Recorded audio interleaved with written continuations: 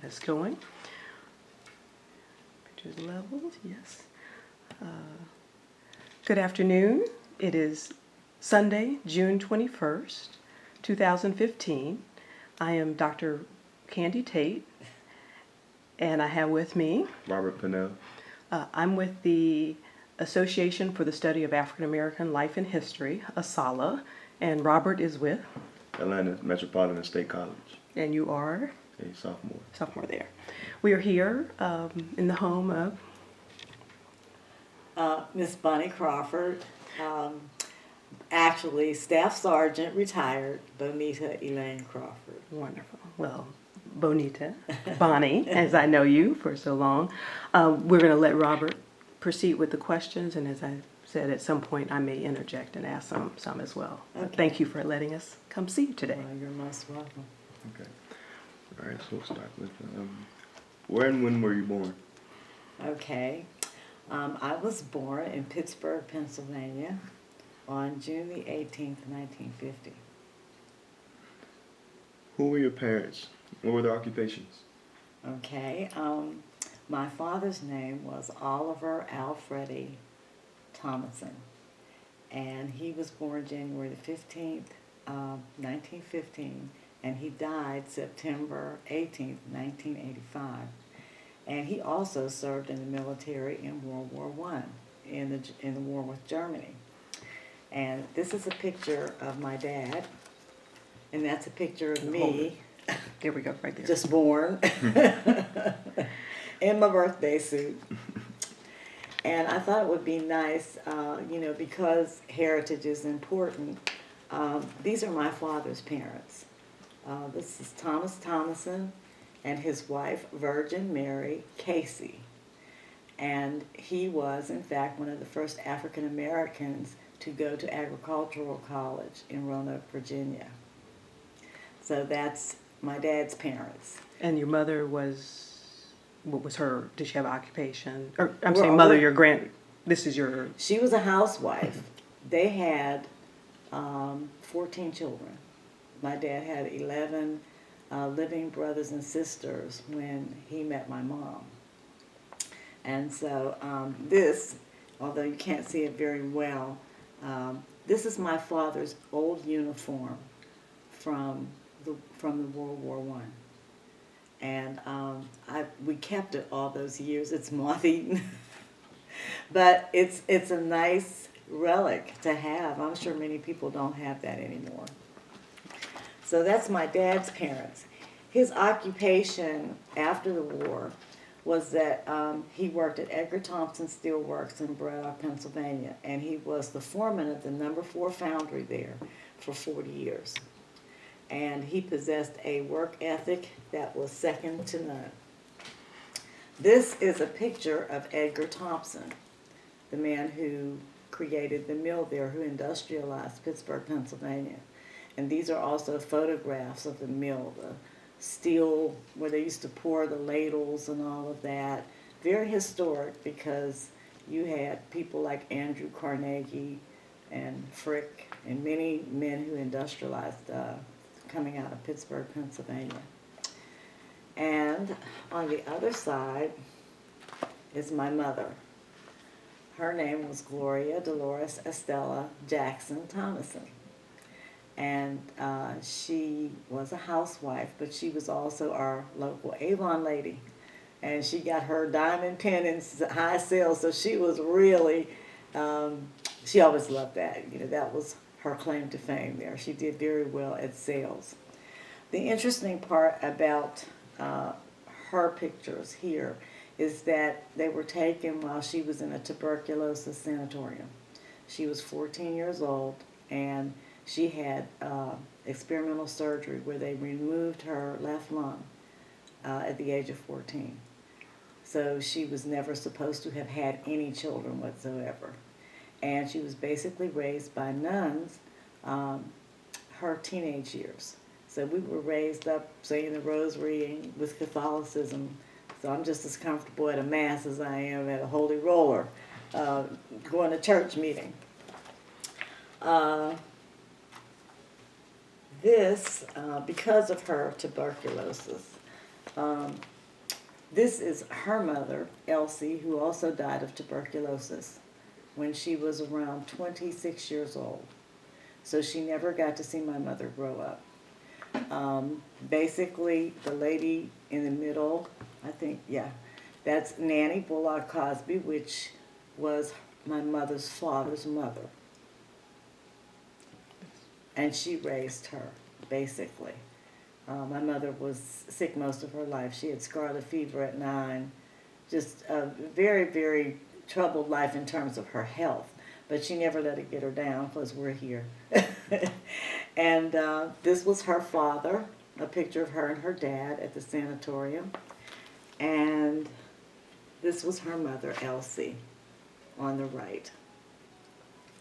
And this is their wedding picture. She met my dad, and they were married October the 23rd of 1948. And I came along in 1950.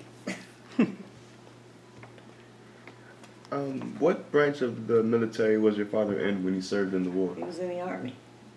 Have you ever heard any stories or anything about his experiences?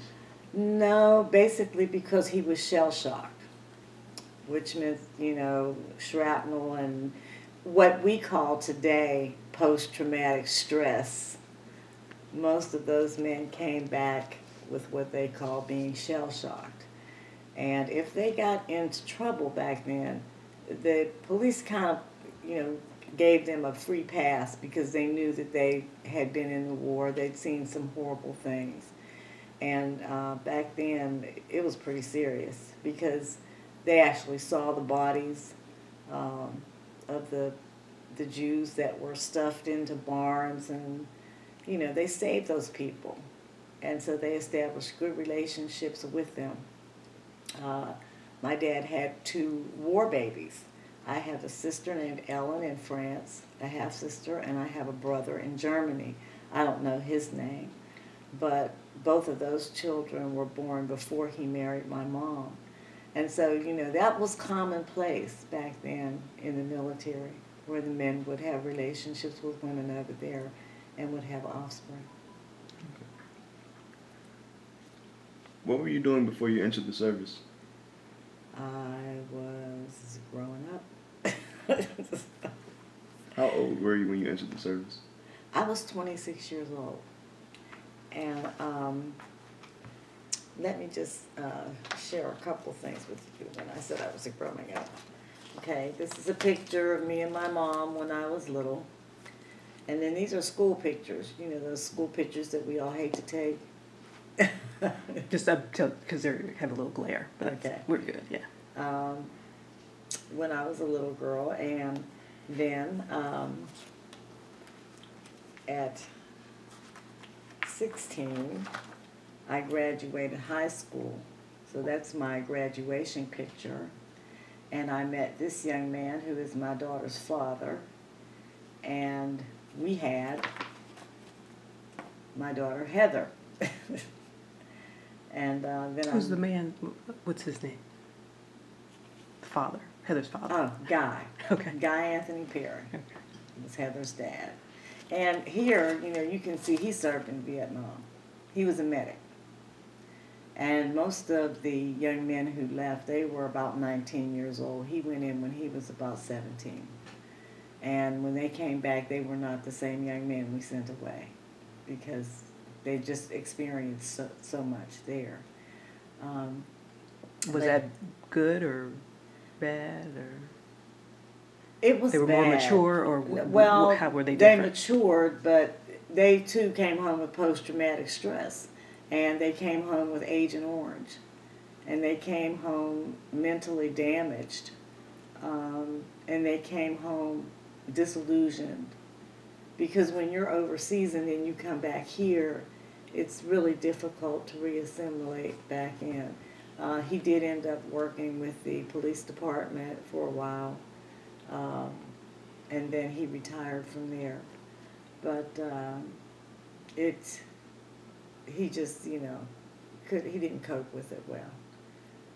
And he only stayed in for just a few years. He didn't stay the whole time. Was he did he ever share any stories with you about his experiences in Vietnam? Well, no, his going into Vietnam separated us. I saw him again in 1971, and we were supposed to be married, but he had already been married 3 or 4 times because he was marrying women wherever he was stationed. He tried to bring home a Vietnamese bride, and back then, you know, you couldn't just bring home a war bride, so they annulled the marriage, and then he came home, and he was stationed in Hawaii, so he tried to marry somebody there, you know, so he had a string of marriages, and, you know, he just really, well, interestingly enough, in 71, when I saw him again, he was going back to Vietnam. And for me, that really wasn't an option. My mother was very ill, and I had to choose between staying there. My mother was dying, and marrying him, and then he wanted to go to North Carolina, to Fort Bragg, but he was leaving for Vietnam in 4 months. So it was an impossible decision to make, you know. Okay. Was there any specific reason why you joined the military? I needed a job.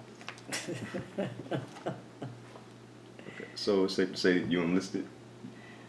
I did. As a matter of fact, what happened was my mother had passed away in 1974, and I went back home to stay with my dad.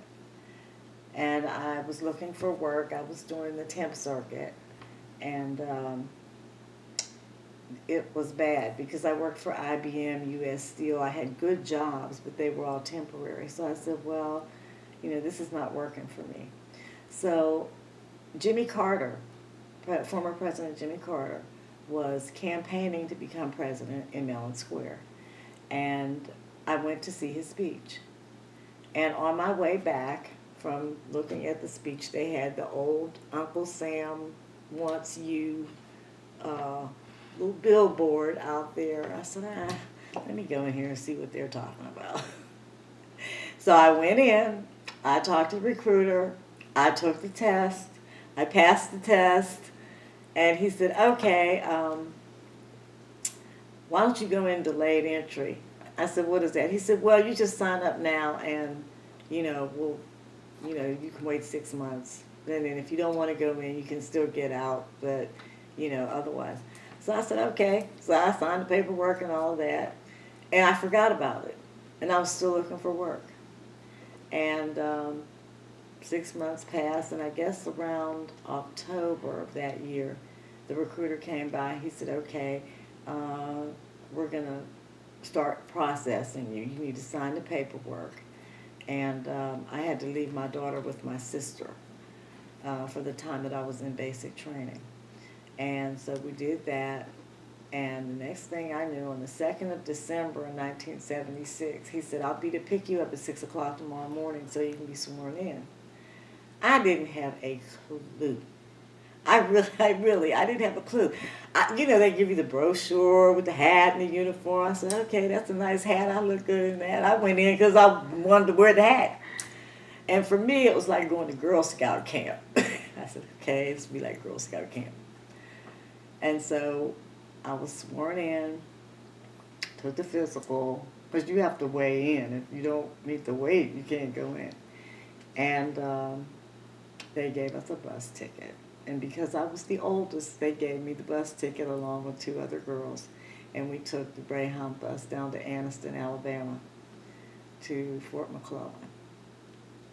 And So when you say with 2 other girls, your right, sister? other So people, other women who were enlisting that day, that were all going to Fort McClellan, Alabama, we all went down on the same bus. So there were men and women being sworn in that day, but there were only a few women. So they made sure you all went together. Exactly, Gotcha. exactly. So we went down to Anniston, Alabama, and then we were in the Greyhound bus station, and we caught an Army bus from Anniston to Fort McClellan. I don't think I asked you this, but what branch of the military did you serve? The Army. Do you feel like You were kind of, I guess, destined to join the Army with, your father being in the military and your husband being in the military? No. Just you didn't see that coming?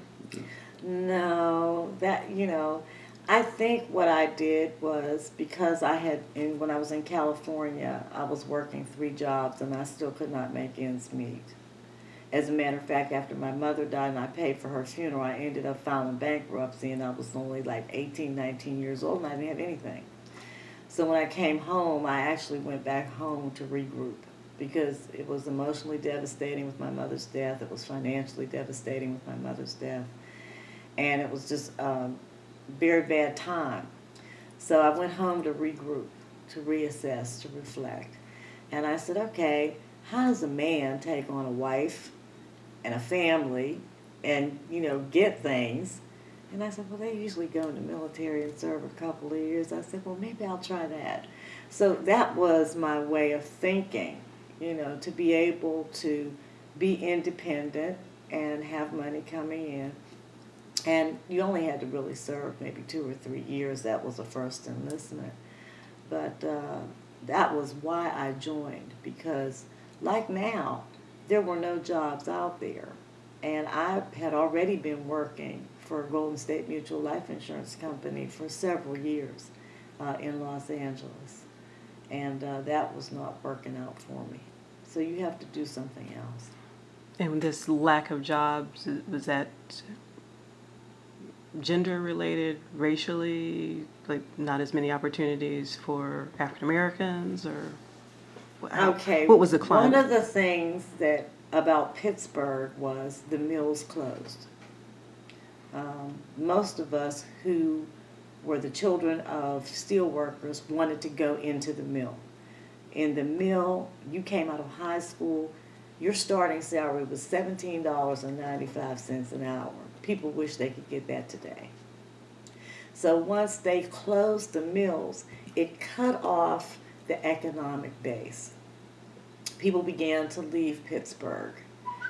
You had places like PPG Industries, IBM. You had the stadiums with the Pirates, but we didn't have access to that as African Americans at all. And it was, we're children of the 60s. The civil rights movement was going on. Affirmative action was just coming in. So some people were abiding by it and other people were working around it. The IBM, U.S. Steel was closing down. So that's what was happening in that area. The main economic base disappeared. That meant people losing their homes. The younger people were going elsewhere looking for work. So that's really what happened with that. Was there any specific reason why you chose the Army, or was it really just the Uncle Sam poster? Just the poster. It's a good marketing, huh? Oh, every time I see it, it's like, oh, they still have that thing out there. How's the ride on the Army bus toward the training camp, the boot camp? Bumpy. It was very bumpy, and it was about a 2-hour drive, and we got to Fort McClellan about 1 a.m. What year was this again? This was the 2nd of December, 1976. What was your first thought as soon as you stepped off that bus at 1 a.m.? Well, I probably asked myself, had I lost my mind? The interesting thing about that is basic training breaks you down. And so when we got off the bus, of course, we said, okay, we're going to get our bags and stuff like that. So we got off the bus and the drill sergeant met us and she said, pick up a bag. And there were bags everywhere. I said, well, that's not my bag. She said, pick up a bag, any bag. And so we all had to scramble and just pick up any bag and take it into the day room.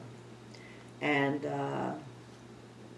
we thought we were going to get some sleep, but sleep was nowhere in sight.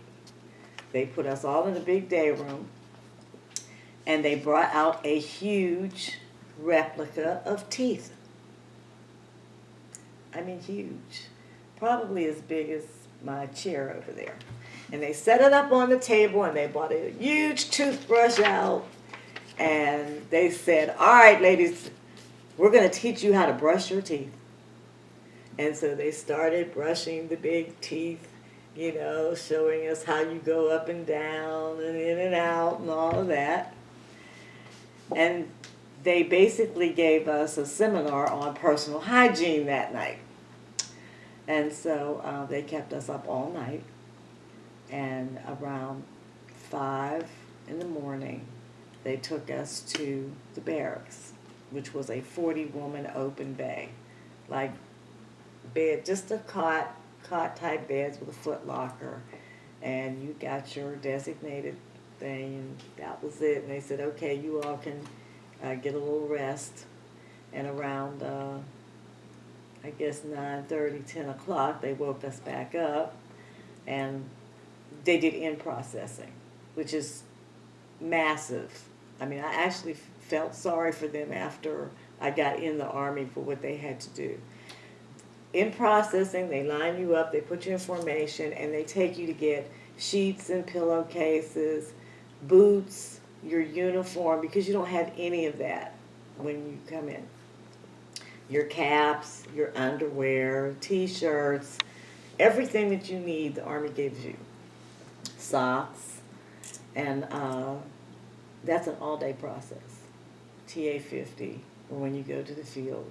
So you are just laden down with all this stuff. You take it back. They take away your civilian clothes, and they say, kiss your jeans goodbye for the next 8 weeks, because you will not see them again. And then they teach you how to roll your socks and make them smile.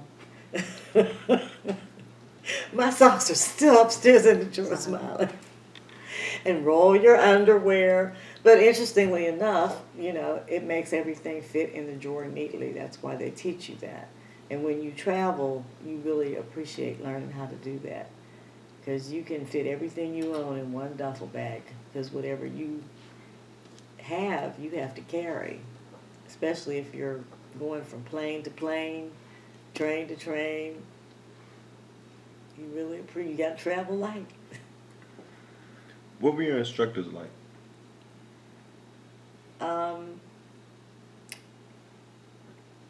They were not mean like a lot of people think, you know.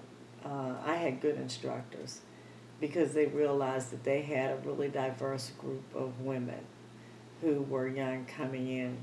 And I think that for them, there were a lot of changes that were demanded of them that they didn't think we were going to have to do.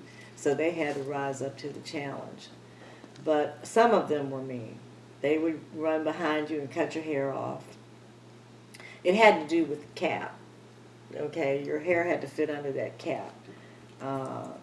And for African American women, it was difficult because your hair is kinky and it's bushy and it's not going to lay up underneath that cap.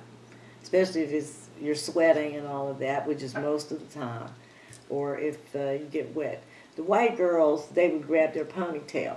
They say, I told you to keep that hair up under your cap. So they would try to pin it up, but it would fall down. So they would grab the back of that ponytail and cut it off. And, you know, they'd make an example out of one or two, and then everybody was pinning it, you know, I don't want them to cut my hair off.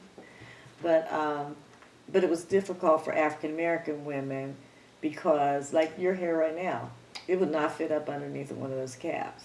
And that's why you see a lot of the guys, they get the skin haircut, shadow fade or something like that, so that cap will lay neatly over their head. Otherwise, you know, they're constantly penalizing you for that. Sounds simple, but that's what they do. How was the group diverse? I'm sorry. We had women from every walk of life. We had Hispanic women, black women, white women. When I went in, we had half and half pretty much. But you had women from all over the country. So when you're talking about bringing women together, you know, some white people had never seen black people, so they were just freaked out. They were. You know, they were afraid because we're talking about open showers We're talking about open bay, where you're changing clothes in front of people, you know, you're naked in front of other people. And somebody who's never seen a white person or never seen a black person, it really does freak them out, you know, because they've been told different things by their family, and they're really afraid. So you have to kind of diffuse that fear and let them know, you know, there's nothing to be afraid of, and you're going to be my buddy in the field. So, you know, we can't do that here. But the other thing I really can say about the Army is that they have an excellent program that diffuses racism, because they make you talk about it. They make you talk about where you're from and what you've been taught. And they just tell you, you know, there's no black and white in the Army. The only color in the Army is green.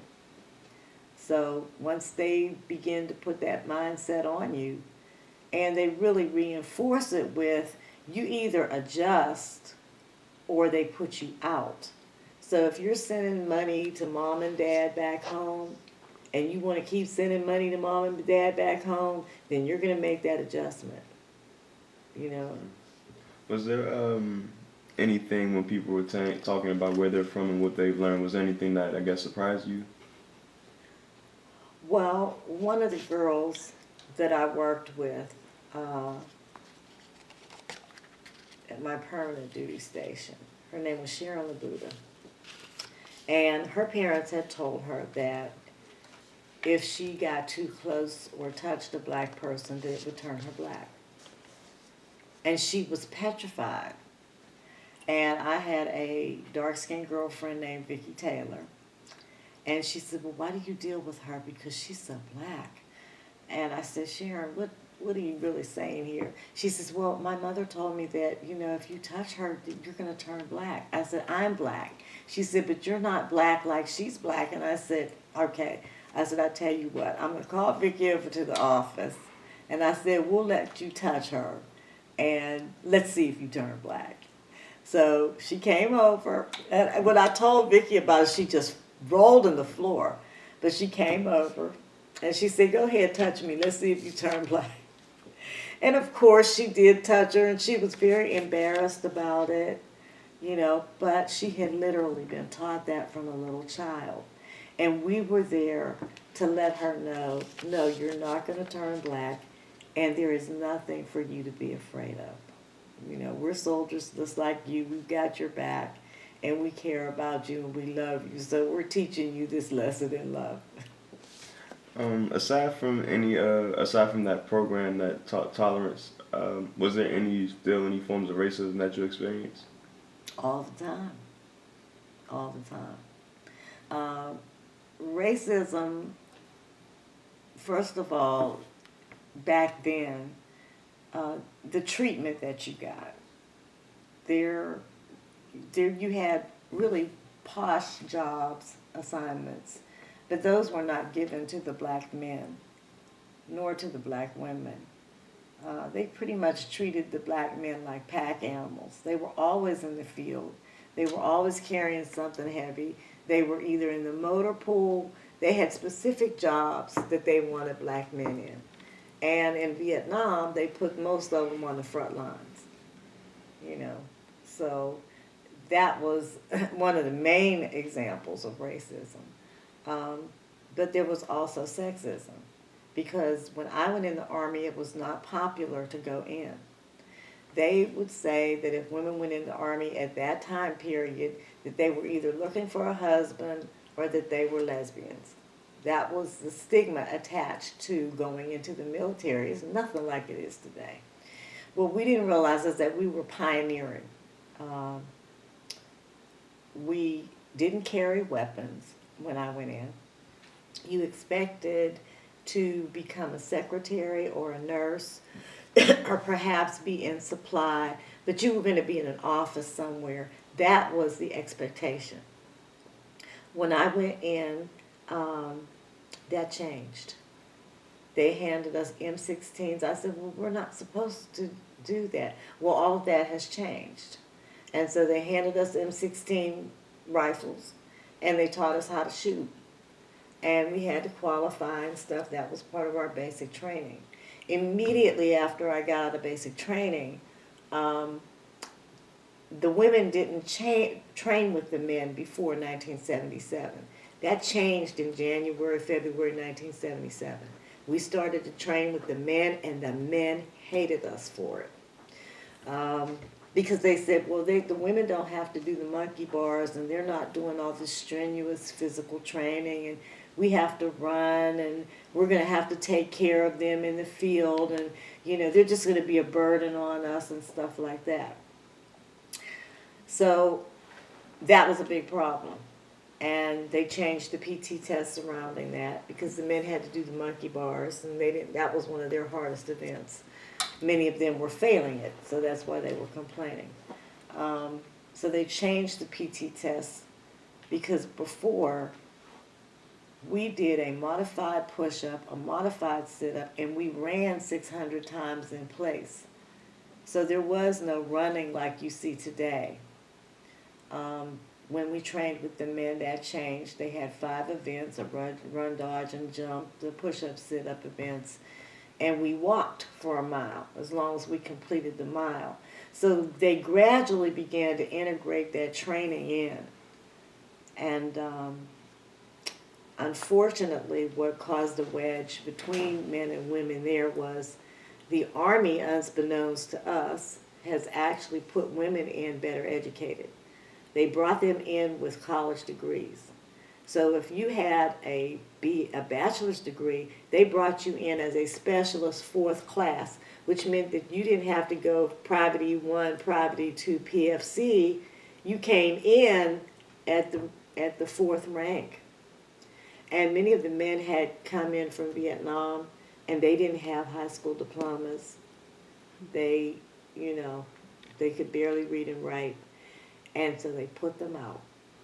They created a test called BSEP, and if they couldn't pass the BSEP test, they were gone.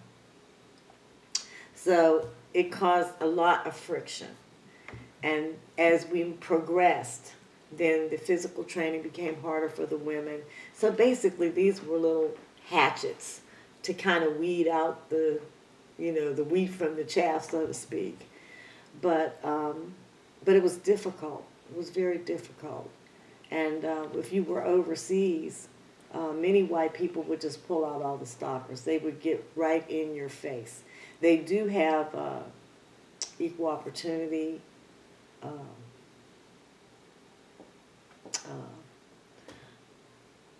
They have an office, but that office is more to keep the command out of trouble, not for you to go and really complain about racism in there. But they do have an avenue. One guy, I actually filed a complaint against him, and we won that, and they got rid of him. It was a chaplain. So I'm going to ask a couple of follow-up questions. One was when you mentioned the racism, and was there color racism amongst African Americans that you experienced? Not a whole lot, because there were so few of us. You banded together to survive. In other words, you know, I might have a straightening comb, and they might have, the resources were slim and none sometimes. You know, simple things like hair grease and shampoo, and, you know, will you wash my hair? Will you braid my hair? So that hair was something else. Well, they didn't know how to do it. I mean, you know, if you wanted to, you know, some of the girls, well, will you cornrow my hair so it'll sit under the cap? Because we were failing inspections. We were being penalized for that. Other people were going out past an inspection, getting passes to the PX and all of that, and we were on restriction simply because we couldn't get the hair under the cap. So, you know, in terms of the African American female community, they were pretty close knit, you know, so we could, you know, pass inspections and survive it. Because it wasn't easy. They didn't understand. What I did end up doing was I went to the commander. I asked the drill sergeant to make me an appointment with the XO, who was a black woman. Now, she had a perm in her head, so she wasn't having the same problems. But I told her, I said, you know, we're being penalized. you need to explain to the company commander that our hair is not like, we can't blow dry our hair and wash it. So, we have to have something else. And we keep getting penalized. I said, so. She said, well, what do you recommend? Because they always put it back on you. If you go to somebody with a problem, you have to have a solution. Otherwise, they're not going to do anything. So I told her, I said, well, until you can make an appointment for us at the PX to get our hair done before the inspection, I don't want to be penalized anymore. So they did that. They followed my suggestion. We passed the inspection. But it was actually a learning experience for both sides because they don't understand how black hair is managed. And they haven't taken the time to educate themselves on the issue. So that was a big thing, and it's still a big thing. And my other follow-up question was, you said, so it was kind of January, February when they made the change for women to train with the men. men. Now, did they just all of a sudden wake up and decide, or what was? Yes, they did. Okay. There was no warning. It wasn't some outside legislation or something that made it. Okay. Well, they might have legislated it, but because they spend money, the amount of money that it takes to train one soldier is somewhere around $50,000-$60,000. Just think about what I said when it comes to getting your in processing. Okay, those uniforms are made to you, and you've got more than one uniform. You've got PT uniforms, which was ridiculous. We used to take physical training in wraparound skirts, light green wraparound skirts, and we had little Bermuda shorts, and we had little lime green shirts, and we get out there and do our little, jumping jacks and everything like that. Right. But in basic training, we ran in boots and we ran in our uniforms. Or they had PT uniforms, but a lot of people had really bad feet because we had to run in those boots. Hard enough to walk in them, but breaking them in running 5 miles, where that'll tear your feet up. Did you receive any specialized training? I did. After I graduated from basic training, I went to Fort Wadsworth, New York, on Staten Island at the Chaplain School, and that's Advanced Individual Training, is AIT. And I became a chaplain assistant, which the MOS skills 71 mic back then. I think they have a different skill identifier in it now. But I was fortunate. Being a chaplain assistant is actually being a member of a very elite group in the military. One of the reasons I ended up with that, I actually requested to be a foreign language correspondent when I enlisted, which meant I would go to foreign language school, and I wanted to be an interpreter, which meant that I could travel to other countries and maybe become an ambassador or something like that. But the school was full and there were no openings. So my recruiter said, well, why don't you just go in as chaplain assistant for now? Then when you get to be permanent party, take the test and try to get the foreign language.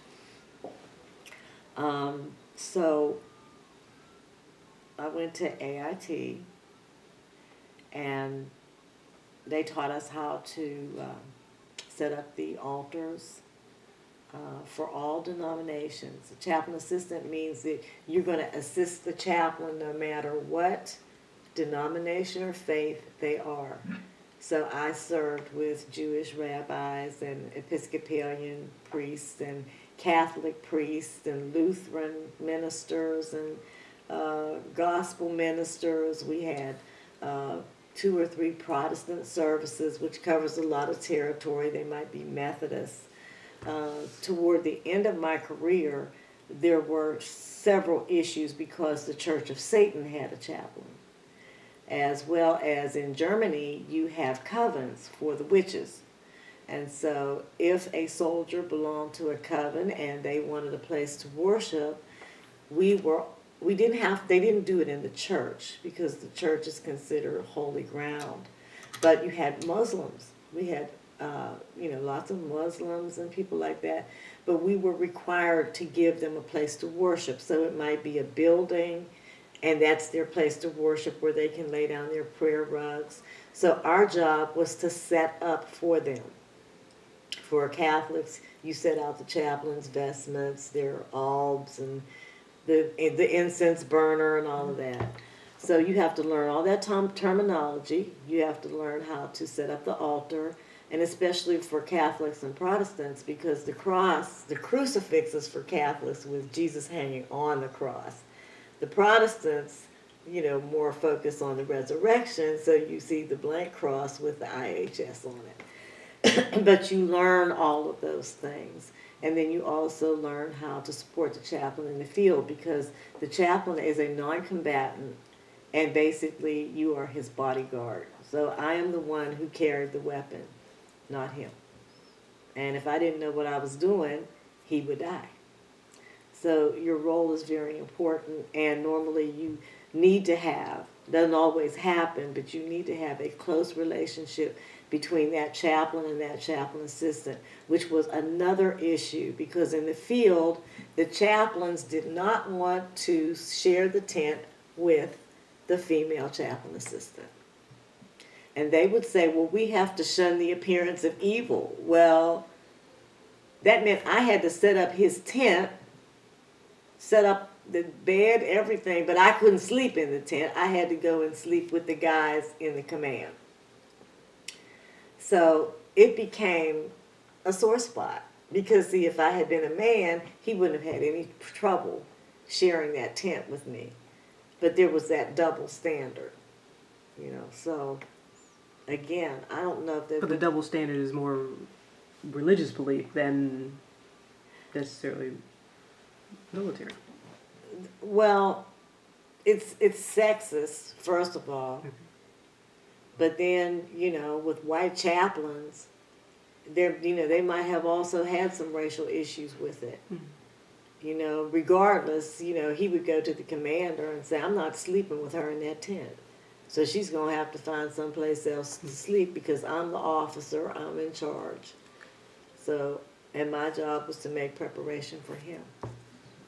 Did you feel that there was any, that you were in an awkward spot in any way with mixing religion with military service? Because, some more military is about, combat and war and violence. Right, it's about killing. Yeah. I did not. I always viewed it as the opportunity to serve God and my country at the same time. However, there were many chaplain assistants who wanted to get the conscientious objection status, where they didn't carry a weapon, where they didn't have to go to war, stuff like that. In the beginning, some of them were granted that, but as time went on, they couldn't afford it. You're a soldier, and they need you to fight. You can't just sit there, and the battle's not going to just go on around you. So that in order to make the best of their resources, they, like I said, when I went in, I was a specialist, 4th class, specialist, 5th class, what they called a soft stripe. When I went to Korea in '83, they made some major changes. They called a moratorium on all promotions. I made E5 under 3 years. I was on the E6 list when I went to Korea in '83. Because of the money, they called a moratorium on all promotions, and I sat on the promotion list for 4 years. Then they changed everything. They took away all the soft stripes. There were no more specialists 4th class. Everybody was a sergeant, which meant that you had to go to primary leadership development course at Fort Benning or someplace else. And, that's where you really soldier. You're at the school of the infantry. And they don't play down there. I fell in the swamp with snakes. Could we take a short break? I have to run to. It's a girl that I met in the Greyhound bus station on my way to basic training. And we have been friends ever since. So from the bumpy ride. Really. Because I was lost, and I said, I'm lost. I don't know what to do, where to go. And she said, I'm lost too. And she was sitting there on her duffel bag. And I said, are you going to basic training? And she said, yes. And I said, well, what are we supposed to do? She said, I don't have a clue. And so we were both two scared little girls sitting there in the bus station. But Carolyn Welsh, she was a chaplain assistant, and she also was in the bus station. So I've lost contact with her. But Patty and her husband have a church in Alpine, Michigan. And her father is an admiral.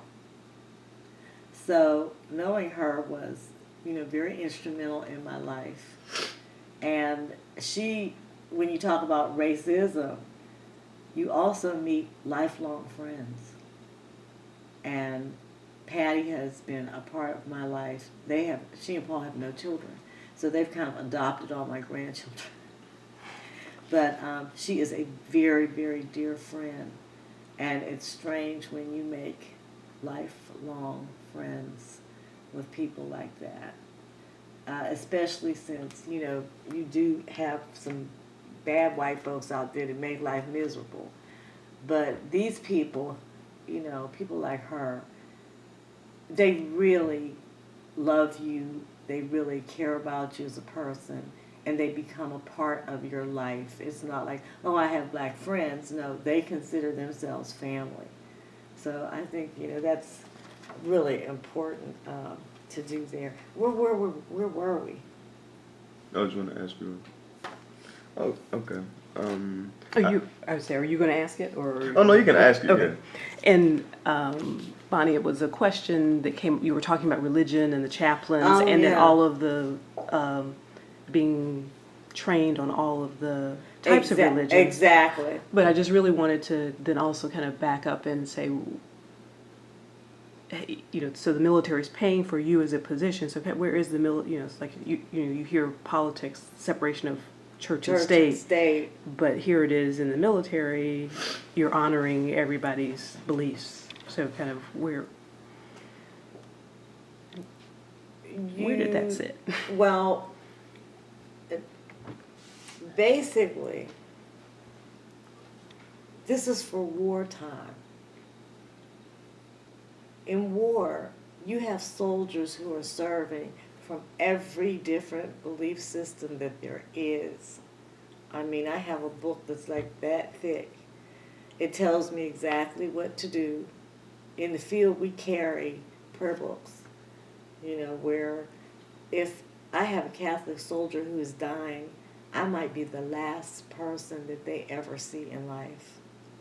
And if they say, just pray for me, I've got to be able to do that. Or they might be Jewish, so I can go to my prayer book and pray a prayer, to send them off. The chaplain can't do it all alone. So what they call us is the unit ministry team. And that's really why it was developed, because the troops have to have hope.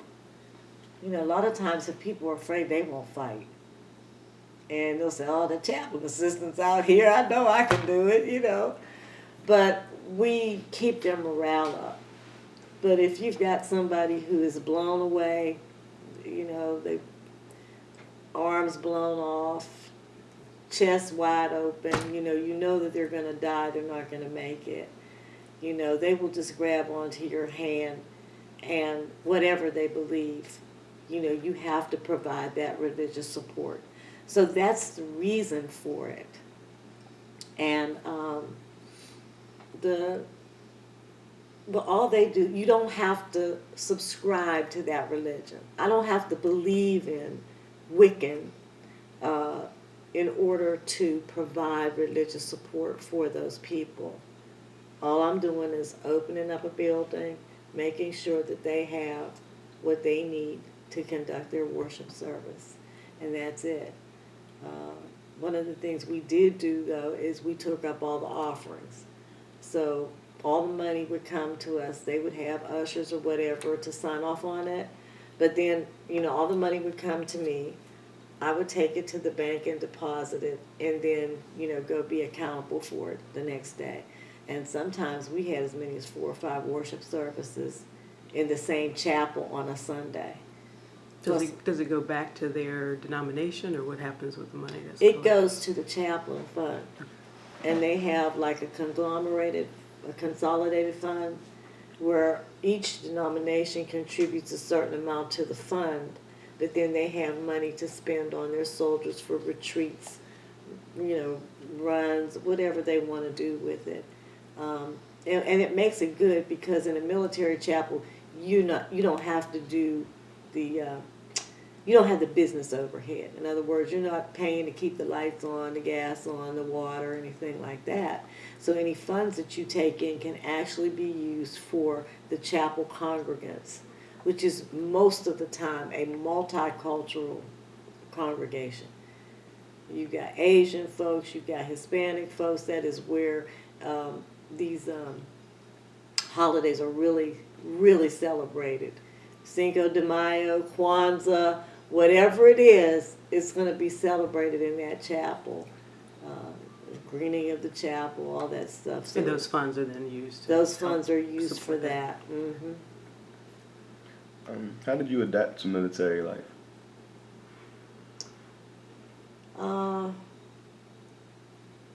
I didn't really have a problem with it because I was older. I think if I had gone in younger, I wouldn't have adapted as well. Because when you're younger, you have this sense of individualism. The military breaks you down and lets you know, okay, get rid of all that stuff you learned because it's not real. And what it teaches you is you don't have to do something wrong to suffer.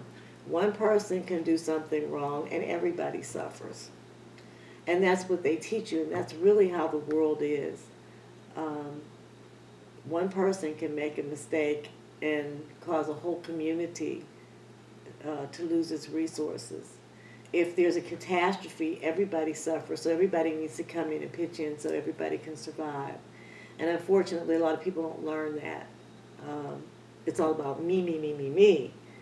And that's what the military gets rid of. They put you in that uniform and they say, the only color that you see is green. Or if you're in the Navy, blue. You get rid of that self mentality. And you do what's for the good of the whole. And that is the adjustment. They teach you discipline. They teach you to be organized. And at first you resist it because you're not used to doing it. It's like, I don't want to make up my bed. Why should I make up my bed? But every morning that bed has to be made. So just like there's a big adjustment going in, it's even a bigger adjustment trying to come out because you're so geared to doing that your whole life. What I tell you, my socks are still upstairs in the drawer smiling. Was there any trouble adapting to maybe the physical regimen or the food, the social life, anything? No, the food. The physical training was difficult for me because I'm not a runner. So I always had to run extra. In basic training, because I wasn't a runner, I had to get up at 3:30 in the morning and run before the formation to get that extra training in. And then I had to run again at 5:30 with the formation, until you build up your body where you can keep up with the formation. And because I was a slow runner, they would always use me as the pacer. They always use the slowest runner to pace the formation. And like, I'm about to drop dead out there, like, all right, come on, Sergeant Crawford, let's go. The push-ups and the sit-ups, I think one thing that saved us for women in the Army, because they really wanted to set us up to fail. The Marine gunny sergeants kind of had mercy on us, and they taught us how to build up our upper body strength. So they took us to the gym, and they taught us how to lift weights. And so we did bicep extensions, tricep extensions, we did leg squats, and they literally began to teach us how to build our body, but we didn't want to look like men. If you go lift weights every day, you're going to look like, So you lift them every other day so that you're toning that muscle. Women carry their weight in their hips and their thighs, especially black women. So when you're trying to do a push-up, a man's push-up and lift that, that's a problem. Or some women are heavy busted, you know, so it's a problem because women are not small men, they are women. And so we really had to work hard on that. But other than that, and the running, after a while, you get with it because they changed the PT test from once a year to every 6 months. So that meant you had to be on top of your game, and weight control was the big issue. Okay, because I'm short, the entire time for 20 years that I was in the Army, I could not weigh over 134 pounds. And for women, that's hard because your body is in a constant state of change. It's in a constant state of flux. Women go through childbearing. They go through menopause. Their weight goes up and down. Unbeknownst to me at the time, I have osteoporosis, which meant that I shrank. So they were basing my weight on my height, and they said, "Did you shrink?" And I said, "I don't know, you know." But we were joking about it when in fact I did have osteoporosis, which means that your spine begins to curve or whatever, and I literally lost maybe an inch off of my height, which caused me a problem because they said, "Well, you can't weigh this much, you're overweight." And then they came up with the tape test and stuff like that. But they never... What's the tape test? Oh, it's ridiculous. They take a tape measure, they measure your neck, they measure your wrist, and they do it 3 times. They measure your waist, and it's something else that they measure. I don't know if it's your bust and your waist. It might be your hips. Anyway, they do this 3 times, and especially your wrist and your neck. And then they do some type of calculation to try to figure out, I guess, your body mass. So if you failed, you were on the fat girl list. And that meant that you had to run and diet all the time, and you had to weigh in once a week. You literally had to go into the command, and they had the scale there to see if you lost any weight that week. And if you hadn't shown any progress, they were writing you up. So it's very stressful. Now, were these same rules there for men, Yeah. but it was just harder for women, or the rules were different? No, the rules were the same. You know, the guys were in just as much trouble because they like to drink beer, and they get those beer guts and look like they were 9 months pregnant. And so, but it hurt a lot of people because, see, if you're not disciplined to do that, then they would go on to crash diets trying to make weight. A lot of girls ended up going into the hospital because they would starve themselves and pass out. You cannot you can't do that type of physical training and not eat.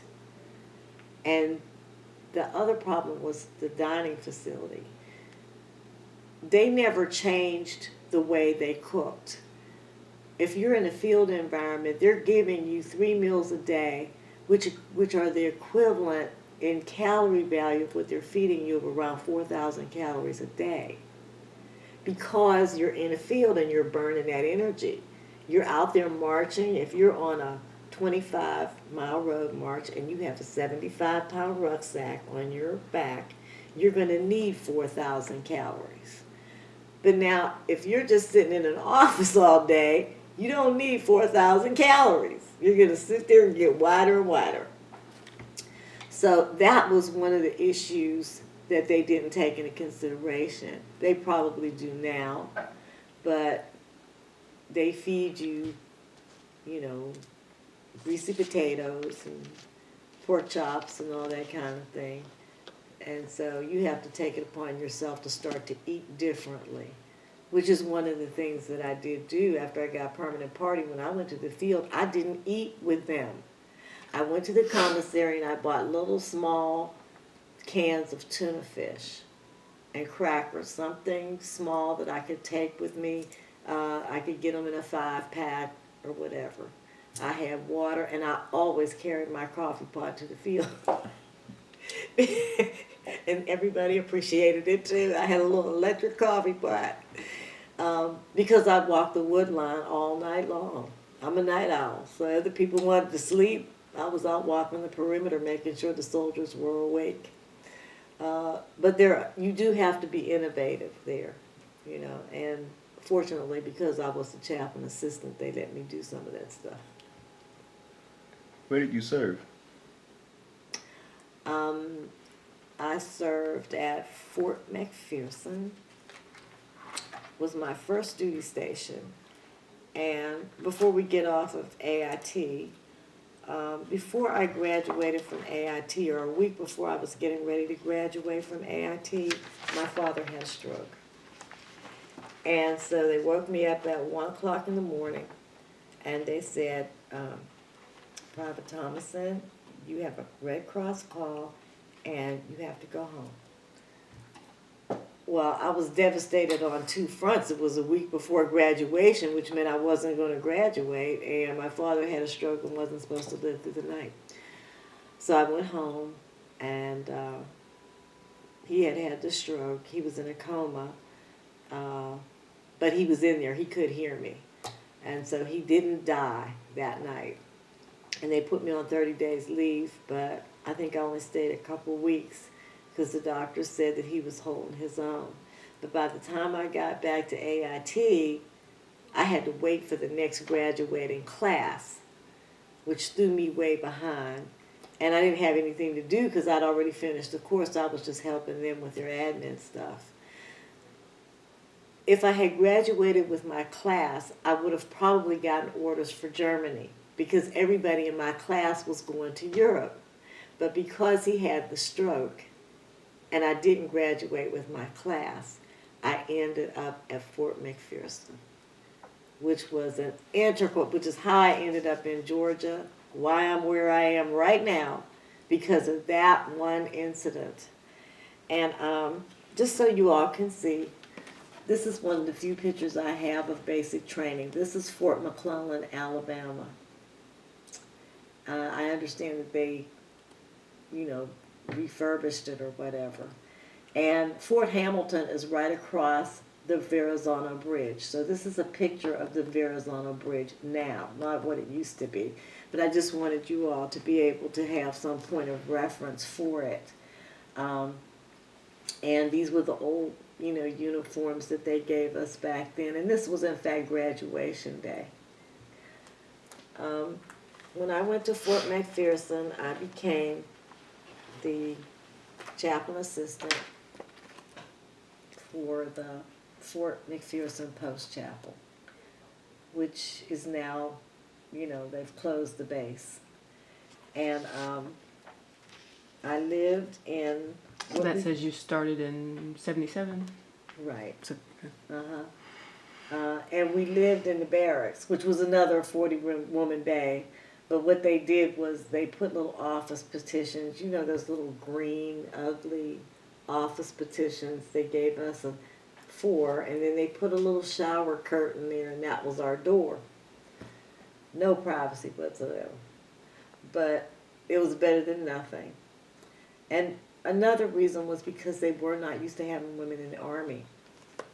They were trying to adjust. They brought in a consultant from Washington, D.C., and they talked with the women and said, okay, what would make your stay in the Army better? And so we began telling them about the showers and the beds and all that kind of thing. And they actually went back to Congress and made the changes that we had asked for. Again, like I said, we didn't realize that we were pioneers in that arena, but we were. And we made a lot of changes, and we did well. And that's why you have women sergeants majors today, women generals, colonels, because we paved the way for them. And we didn't even know what we were doing. We were just trying to do the best we could. So we made a big difference in the way it was as the way it is today. Even though I started out in the office there, they put me in the chapel. And my first chaplain was Chaplain Tommy Thompson, and that's a picture of him and me there, and I think J.B. Kennedy, who was in fact a racist, but he'd been taught something that was completely, he said, Mom and Daddy told me black people are going to take over the world. And Mom and Daddy are right. And I said, JB, you know, let's not be ridiculous here. I said, where we ran into a problem was we had a wedding, and we also supported weddings. JB's family had taught him that interracial marriage was wrong. We had a wedding that a white man was going to marry a Japanese woman. You know, she might have been a Japanese or Korean. And he refused to do the wedding, which was part of his job. But I was his supervisor. So I had to work that situation. I either had to convince him to work that wedding or I had to do it myself. So I sat him down and I spoke to him and I said, JB, I said, this is part of your job. I don't care. Mom and Daddy told me that was wrong. I'm not doing it, Sergeant Crawford. I can't do it. I said, okay, well, let's just sit and talk about this. Well, I don't have to do, I'm not going to do, he didn't want to do what the NCOIC said or the chaplain or whatever. And I said, you are tasked to do what the officer appointed above you says. I'm not doing it. I said, but that's insubordination, JB, and you don't want to, I said, you're sending money home to your family. You don't want to jeopardize that. I'm not doing it. So I said, well, you do the things that I ask you. Well, you're different. I said, how am I different? I'm black. Yeah, but you're different. So there was confusion. You can see confusion in the, you know, racial division. Because he and I had become friends. You know, he didn't mind doing what I said. So I told him, I said, all right, this time I will do the wedding for you, but you will have to work through this because this is part of your job.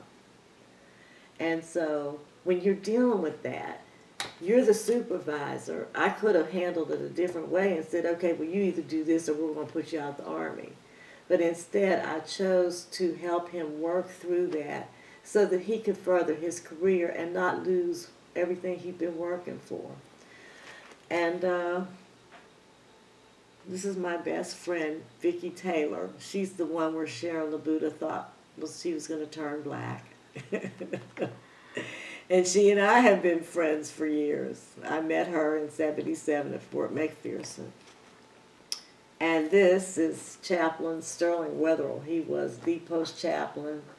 I guess he came in around 1981 or so. And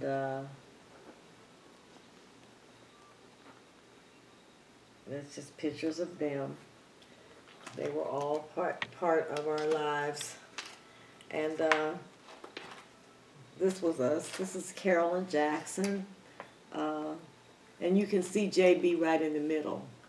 Because of that one incident, he really began to get a better understanding and have real relationships with African American people and other people. And he began to get rid of a lot of those negative attitudes that he came in with. And that's why I say, you know, the Army does have a really good program when it comes to helping diffuse that. And it's very, very important. This was Chaplain Wetherell and the bunch of the folks there. And as you can see, you know, most of the folks that I hung out with were white folks, very few black people. We were doing CPR training here, so we got all that kind of training. And we, this was the Road Runner Classic, 5K run, and these were the cooks. You know, you hear the guys, oh, we got to go to the mess hall. Well, we really called it the mess hall back then.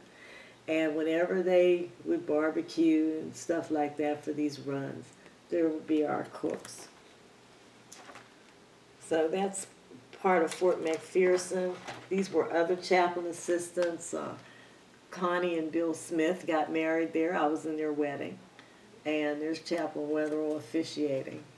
And this was my significant other in 77. He was the DJ at the NCO club, and that was the place to be. You talked about the social life. The NCO club was where you wanted to be on Friday nights, Thursday night, Sunday night, whenever. And we had a lot of fun there. So that's Fort McPherson. How was the Women's Army Corps? Well, like I said, the Women's Army Corps was the old way of doing things. The running 600 times in place. We didn't train with the men. We did not carry weapons. Like I said, we did PT in little green wraparound skirts and white bobby socks and tennis shoes. And, it wasn't very strenuous. Although running 600 times in place, it will make you a little winded. Because they, get your knees up, get your knees up. But it was very old school. It was the end of an era. Because after we graduated, that was it for the WAC Corps. There was no more WAC Corps. They made it a museum. It was over and done with at the end of 76.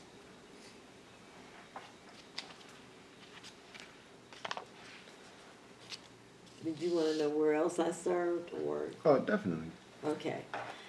When I left Fort McPherson, I went to Korea in 1983. They call it the land of the morning calm. They also call it the best kept secret in the Army. The men love it because of the vil, the alcohol, the opium dens, and the women. The women love it for the shopping. And so this is one of the little pagodas there. And I went to Camp Coiner. And what you see here is 1st Signal Brigade. That was where I was stationed. And this was my office in this little Quonset hut. This is where I went to work every day. And as you can see, it was winter, and the snow was like knee-deep. And it gets very cold in Korea. I mean, bitter cold. One of the things that helped me out was this young lady right here, my barracks roommate, Mary Johnson. She was kind of my sponsor, and she showed me the ropes. And here we are down in Itaewon shopping, right here, in the snow. It didn't matter how cold. I mean, you forget about everything when you're shopping down there. It's just to die for. This was one of my Katusa. A Katusa is a Korean augmentee to the United States. That's what it stands for. And he was one of the guys that worked in my office for me. I was NCOIC over 16 men in Daegu and Pusan, so we would go and check on the battalions. We thought we were going to have a problem with them because I was a female non-commissioned officer in charge, and they were all guys. There was nothing that I asked of those guys that they would not do, and they did it gladly. I mean, I was so impressed with them, and it's like they couldn't do enough for me. So I was really happy with the guys that I worked with. This lady, the Korean lady here, we went to one of the clubs in the Ville. In the daytime, they were shops. At nighttime, they turned into clubs. And so she had something like a big pig feet jar full of white lightning with a snake in it. And we took this picture. She said, you drink, get the snake. I said, oh, no. She said, oh, I can't fool you, huh? I said, no, you can't. I said, I'm not drinking that at all. So she just laughed, and she was so much fun, you know. I met so many nice Korean people. This is part of what I did. You can see the altar set up for Easter sunrise service, which meant we had to, and they always wanted it outside. Rain, shine, snow, it didn't matter. And so that was what I did. But it meant getting up around 3:30, and we always had detail, getting the first sergeant to get the guys to bring out maybe 300-400 chairs for the troops. And, you know, as long as the sun rose and the altar was set up, they were happy. Now, the trick to this is to try to keep the candles lit while the wind is blowing. And then that's me. We were at the chaplain assistant retreat. And we would go and, you know, talk about how to make our jobs better, give suggestions as to what we should be doing, things that we experienced. So the retreat was still in Korea? Right, this was taken in Korea. This was my boss, Chaplain Spence and his wife Georgia, and they were very nice people. He was the brigade chaplain. This was the Reverend Billy Graham. We had a prayer breakfast, and Billy Graham came to speak at that prayer breakfast, and I got to meet him one-on-one, you know, shake hands and talk, and I said, oh my God, this would never happen in the United States, you know, to be that close. So I took a picture of him at that prayer breakfast, and that was one of the highlights of my tour in Korea. One thing about being overseas is they frequently have people come, SOS Band, Kool and the Gang. They had a lot of good concerts and stuff for us over there. So we, you know, for the troops. It's nice. It means a lot. It really means a lot because you're kind of just there, and you're in a strange place, you know. But you just, you know, the Manhattans came. I mean, I was close to them. You talk about the front row seat. You know, we had it. So I really enjoyed that, and I'm glad they had that kind of thing. These were other officers. We had something called Korean American Friends Association, and they would have these balls. The military is very, very formal when it comes to dinner and pomp and circumstance. And so that's why all these men are in their dress blues with their wives, Captain Dixon. This was in fact in Osan. This is well, I won't say it's the opium den, but the boy that you see in the window, he'd been to the opium den and he'd been in the window for about 3 or 4 days. He didn't know he was in the world. So, you know, you want to experience everything, and, you know, she's just one of the ladies running the bar there. But most of these men were chaplains, and, you know, they were pretty good guys. These ladies here, this was a Bible study. And Chaplain Spence would have Bible study there in the office. And these ladies came in. All these people you see here were Bibles from the Bible study. And what they did was, they came, this was my desk. These ladies came in and fixed a 7-course meal with a hot plate on top of my desk inside of an hour and fed everybody. That was amazing to me. And you do have to be careful with the food over there because Kagogi is dog meat. Bulgogi is like pepper steak, and it tastes really good. Yeah. So you got to be careful what you ask for, get the pronunciation right. You learn how to speak Korean when you're over there. The Army trains you. You don't go out on the economy just winging it. They have language classes for you. And when you say hello in Korean, it's 안녕하세요. And I usually greet the Korean people here in Hangul. That's what their language is called. And the reason why that's important is because the Korean people were enslaved by the Japanese, and where they were not allowed to speak their language, write their language, or anything. So they are very honored when you take the time to learn their language, and it means a lot to them. And usually, if you've been to Korea and you come over here, they'll give you something free. This is more stuff from Korea. That's a fellow chaplain assistant, Michael Grady. He's a pastor in Texas now. This is kind of old world Korea. The further you go up toward North Korea, the more you'll see things like this. At that time, they still use human waste for fertilizer. And you have to be very careful because the disease over there, you have to take shots when you go over there. Diseases that they've become immune to will kill us. And that's me and my dress blues. And this is another friend I met over there named Pat.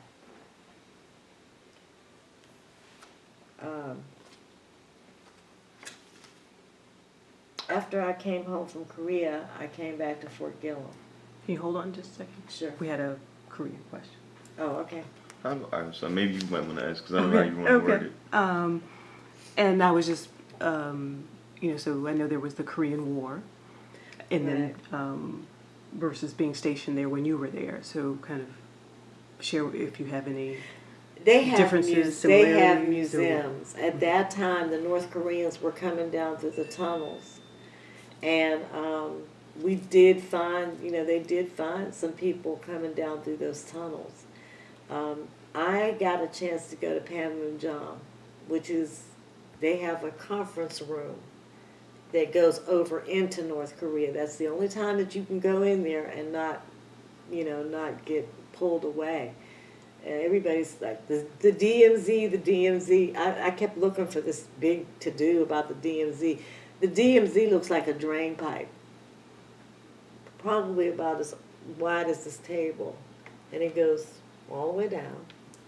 And they tell you, don't go over the drain pipe, because if you do, we cannot get you back. And a lot of young people, they don't take that seriously, and they play with it. But the North Korean soldiers are right there. They taunt you and call you names and stuff like that, and they look in the window. But they have the flags on the conference table. And we could actually go into the conference room and walk around the table into North Korea and then come back around on the American side. So I was very fortunate to be able to do that. And they also have, can you pause it just a minute? Mm-hmm. It's a Korean American, I don't know if you want me to hold that up or not. Hold it up. The president of Korea had a dinner or like a ball for the American soldiers so that the caduceus and the American soldiers could get to know one another better. And so all of us who had been selected to attend received this little memento from that. And we trained the Korean soldiers. Can you? I was going to say, if you'll read what it says. It just says, salute to Spec 5, Bonita E. Crawford, December 13th, 1983. And it's a Korean American Friendship Association. And it's written in Korean. And then it's got, the American symbol and the Korean symbol. Only a few of us were selected to go to this. Interestingly enough, one of the reasons why I was selected is because I was a chaplain assistant, but the other thing is you have to be well versed in cultural etiquette. Simple things like knowing what knife, fork, and spoon to use go a long way. A lot of people don't pay attention to that, but it's really important when you are traveling, and then you have to know and be sensitive to cultural differences. When people offer you food in another country, sometimes they make great sacrifices to be able to provide that for you. And if you don't eat it, then it's an insult to them. And one of the things that they told us, they said, if you take it, eat it. If you don't want it, don't take it, because otherwise it's considered an insult. So these are other things that you learn when you travel the world, handshakes, hand gestures, and things like that. It's not the same as over here, and it can be very offensive. And whether a woman can shake hands. Exactly. In some cultures, women, they don't even deal with women. You're a second-class citizen, or you can't touch them. Some rabbis, you can't touch them. if they're fasting or whatever, you defile them if you're not their wife or whatever. So you have to be aware of those types of things. In some countries, men and women do not worship together.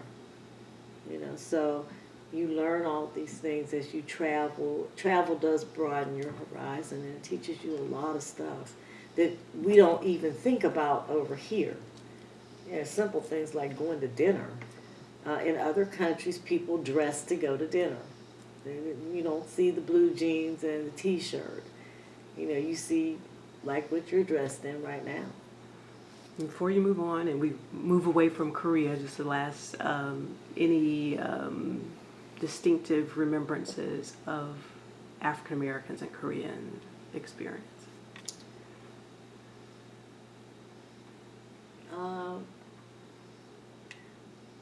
They pretty much, they love African American people in Korea. There are good relationships there. However, I went before the Olympics, so things changed. One of the problems was that many African American men went over there and had sex with those women and had babies with them. And they didn't take care of them. One of the issues with Korean relationships is that if a man decides to marry a Korean woman, they have to be married in Korea and the United States in order for that marriage to be legal. They have to get married in two places. And Based on Korean law or both. Okay. It has to be American law and Korean law. If a child is born out of wedlock, then they don't want that child. That child is like an outcast, and they are just living in the streets. You see little bitty babies in the streets trying to sell you chewing gum, 2, 3 years old, and they're homeless, and they're so pitiful. But because they're mixed, they don't recognize them at all. And many times the Korean women come over here, if they get a divorce, they don't take the children. If the father is American, there's your kids, bye. They go open up a wig shop or somewhere, start over. But that's one of the detriments of that, and we felt bad. I mean, we wanted to give the children something. I guess sometimes they'd have an orphanage. But there, at that time, you could only donate $25 to them without it being declared to the government. Anything over $25 has to be declared to their government so that they get their share. So it's a very, very different way of life. Even though South Korea is not communist, they still have laws that control its people. For the women there, if they don't marry by a certain age, they take on a profession. Some of them don't marry at all. If they're a school teacher or if they're in education or something like that, that's what they do. They might marry later on, but they kind of make that choice. Very sweet people, very loving people, but they're very ambitious people. Korean people can take your garbage and make something out of it and sell it back to you. And when it comes to sewing and things like that, second to none. I mean, my Korean jacket, I have a Korean jacket with the dragons on it and everything like that. The jacket was empty. You just go in and say, okay, well, what symbol do you want? And you go pick it out. And I said, okay, I want the dragons or the tigers or whatever. And they sew it on. I mean, it took them less than 15 minutes to do all of this intricate work with 1 million different colors of thread, dragons on the back, the whole thing, a blank jacket, 15 minutes. You've got a personalized, customized jacket, and with your name on it. If you have, I got a cashmere coat. They line it in silk and the cranes are supposed to be good luck, and then they put your name and all your clothes. So you really just stop buying clothes. You just go to the dressmaker, and all your clothes are tailor made. It's just, you know, and because the many of the designers from Paris go there to get the cheap labor, then you can get anything that you can dream of right there. Eel skin, boots, bags, briefcases. I'm telling you, it amazed you, because at that time the won we got three. I think the won was 3 to the dollar. It's like getting $3 to $5 for one won. So your buying power was off the chain. You could take $100 and buy a taxi cab full of stuff and ship it home, and then go back down there and go shopping again. You know, and polo shirts, designer jeans. You know, I mean, just it's shopper's world. It's not like that anymore, you know, because after the Olympics, they kind of went up on their prices and stuff, fur coats. So it's... The Olympics were there, what year? It was shortly after I left. I don't know if it was 84, 85. I'm not real sure. We'll look it up, but yeah. But yeah, but Korea was one of my best assignments, and I really enjoyed it. I enjoyed the people. I enjoyed the language, and I enjoyed being able to come here and be able to speak Hangul with many of the Korean shopkeepers, to foster good relationships. Because one of the things they've done here is they've bought up all the beauty supply houses, but they don't hire African Americans. And one of the things that can make a difference is if African Americans begin to understand that these people were enslaved. So they know what it is to experience slavery, and they know what it is to be controlled. And they understand what we've been through, and they empathize with us, and they're very smart when it comes to making money, so we can actually learn some things from them. But before they're going to hire us, they have to trust us. So when we go in there and say, oh, you know, you chinky-eyed, you need to go home where you came from. Wrong answer. You want to build those bridges. And when we say things like that as African Americans, it shows our ignorance of other cultures. It doesn't make us look good. It makes us look ignorant. So therefore they don't trust us, so they don't hire us. Where they could be helping you own your own business and say, okay, we want to open up another shop over here, so we're going to invest in this shop and we want you to run it. They don't do that because the trust level is not there because of our behavior. So that's what's important about building those bridges. And anytime I go in there and talk to them, like Curly's down the street, the beauty supply house down the street and stuff like that, every time I do that, I'm building a bridge, I'm building trust between them and the African American community here in America. And I realized at the beginning of the interview I didn't say where we were, because we were in Morrow, Georgia. We're in Morrow, Georgia, yes. So somebody wants to go look up Curly's. Where else did you serve? I came home and I served at Fort Gillem, Georgia. Again, you know, it must have been meant for me to be here in Georgia. And here I served with Headquarters 2nd Army Reserve Unit, and I got promoted to Staff Sergeant, finally, by a 3-star general. And my daughter was there to help pin my stripes on. And it had been a long time coming, but it finally happened. So that was 1984? I Is that think what I see on the top? In the 80, right. I served there from 84 to 88 before I went to Germany. Okay. And actually, you mentioned, and that's your picture of your daughter, and we right. Bring her back into the story, because you had to go in basic training and had to leave her with a aunt or a sister? With my aunt, okay. with my sister, Kathleen. And I was there for... I couldn't get her with me until I became permanent party at Fort McPherson. And that was very difficult because I couldn't move off post until I was a Sergeant E5 or I was married. So I got married in 1979 to Daryl Crawford. And then I brought Heather with me in 79. So we were actually separated almost 3 years. I would go off and on, but it took me that long to really establish things. And I got married in my uniform on my lunch hour.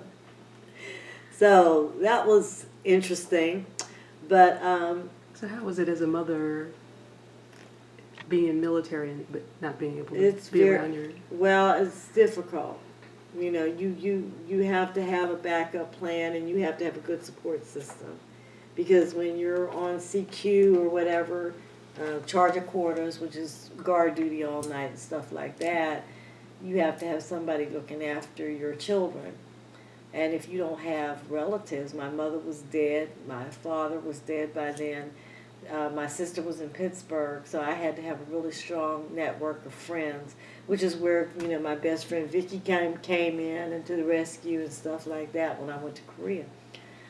It's not many people that you can just leave your children with and go and know that they're going to be well taken care of.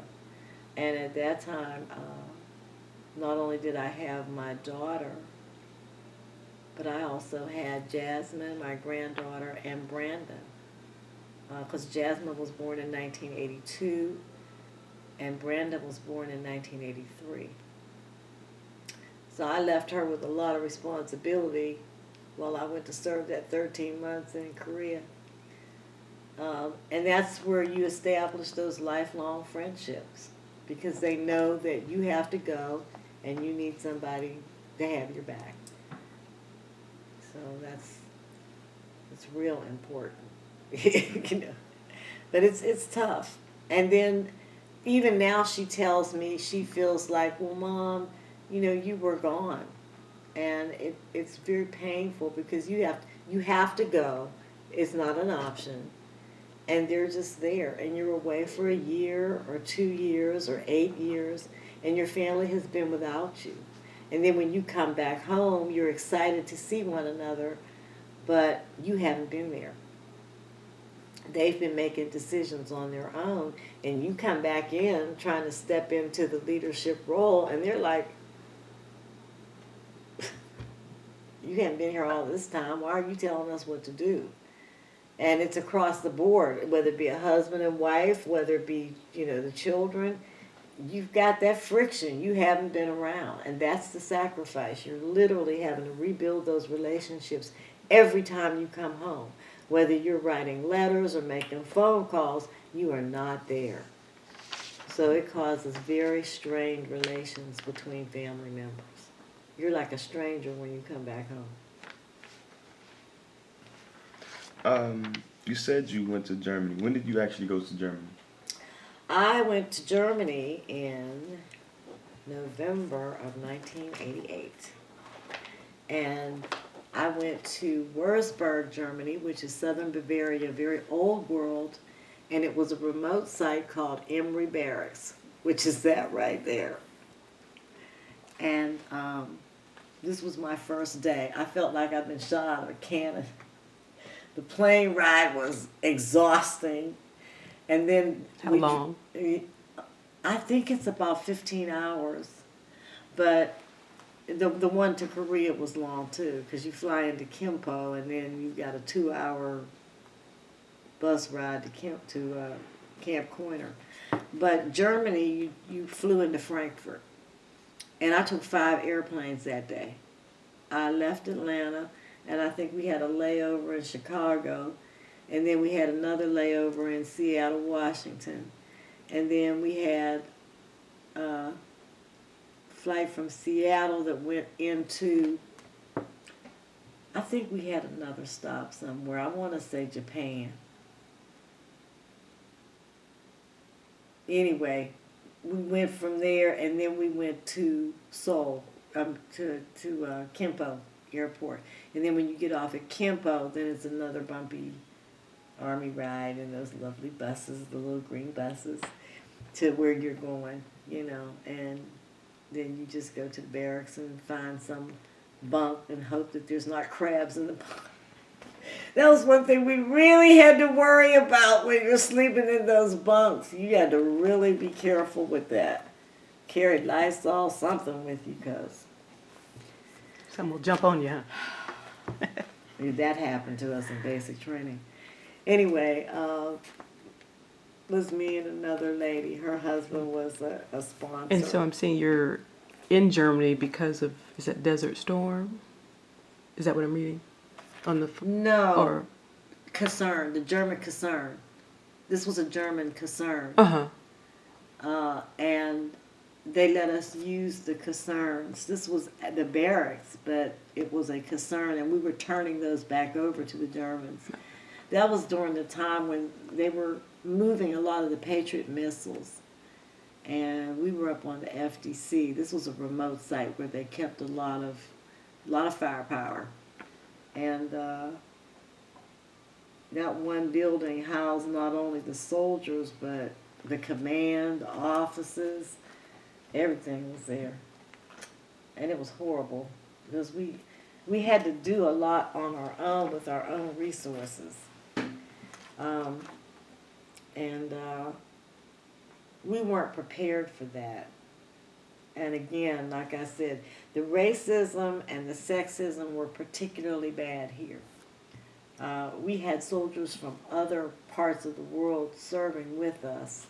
And we had one young woman from Canada, and she and her husband were stationed there.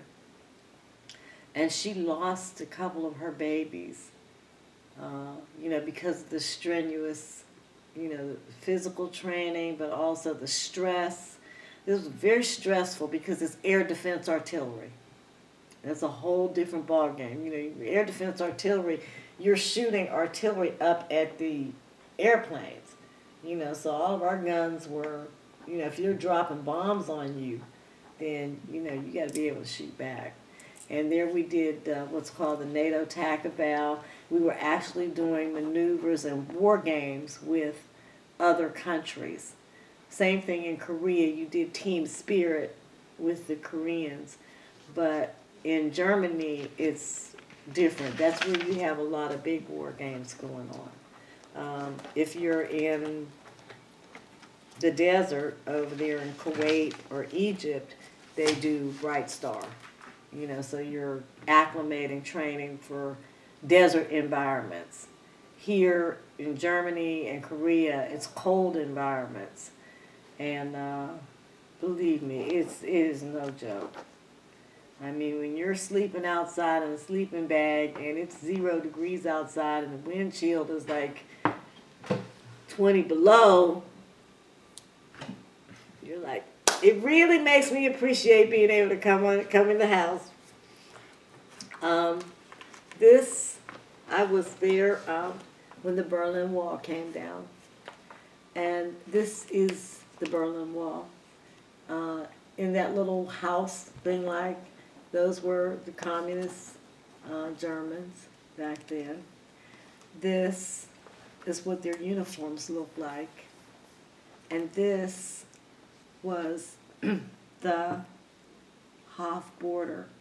You didn't cross that marker. Again, like the DMZ, the demarcation line. If you went over that border or past that marker, they could shoot you. Or they could capture you and there's nothing you could do. And I was actually there when that wall came down. And I'll put it on hold just one more time. Mm-hmm. I don't need a break. Do you need to use the restroom? I'm good. I'm fine. I'm good. Okay. Mm-hmm. All right. Yeah, this is in fact a piece of the Hof border, what they call the Berlin Wall. Step it back a little bit. And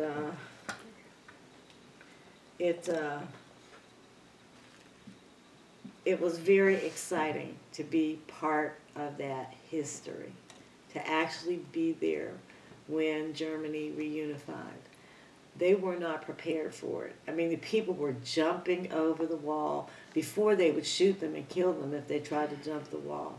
And I mean, they were like, I don't know if you saw what is it? that movie that Brad Pitt was in, World War Z, when people were jumping over the wall. Well, it was similar to that. I mean, they were getting out of there. I guess they figured, because after a while they just said, okay, well, we're not going to shoot them. You know, they just let them go. And one thing about the reunification is if they made it over the wall, you know, then they were prepared to help them. They gave them money and a job, and you know, tried to assimilate them, you know, into the other side, because there was East Berlin, and finally you were able to go to East Berlin and shop and stuff like that. So we were able to go over there, but it was so exciting for those people, because some families hadn't seen each other in years because they were separated by that wall. And to be a part of that, to be instrumental in bringing that freedom about, that was a very important part of history. And I think they got overwhelmed. They weren't quite prepared for the reunification, and it's taken them several years to actually get it together. But I mean, Germany is just awesome. I mean, you got the Autobahn. Now, how did you get this? They Artifact. gave these they were giving these like souvenirs and stuff, you know, where you could purchase this and stuff. And, you know, it gives the history. It's old, so, you know, it's hard to read. But it actually shows you the wall, a map of the wall and everything like that, and gives you the different checkpoints and things of that nature. Because back then you had actual checkpoints. You couldn't just go from country to country. If you're going into places like Poland, Czechoslovakia, you have to show your ID or your passport and things like that. You don't have that freedom to do those types of things. If you're going into Russia, but when we were over there, if you're on the Autobahn and you're driving, you have an international driver's license. And so you can drive from Germany to France to Italy, Spain, places like that. But some places, you know, you just cannot roll up in there. They're not going to let you do it. You get in trouble. But another interesting point about Germany is when you get in country, again, the military trains you in the language. You don't just go out there. It's an 8-week course in German. They teach you how to calculate their money so that you can go out and shop and buy stuff and go to restaurants. They teach you enough of the language where you can speak, and you really, out of necessity, you learn how to speak it. In Würzburg, because at southern Bavaria, they have a different greeting. Guten Tag is good day in German. But in Würzburg, because it's old world southern Bavaria, you say Grüß Gott, which means God be with you. And Wie geht's Ihnen is how are you today, but they shorten it to say Wie geht's. They teach you the directions. Links is left, Reich is Reich. And German comes from here, like, you know, that's how you get the sound out, you know. The V is pronounced W, and the W is pronounced V. Like loose like. Verboten is like forbid, or Würzburg. They'll pronounce it Würzburg, and it's the W with the 2 little dots on the top. So you learn how to speak that, but you also have the regional differences in the jargon. Frankfurt is very Americanized. Würzburg is very old world. Wine tastings. Castles, cathedrals.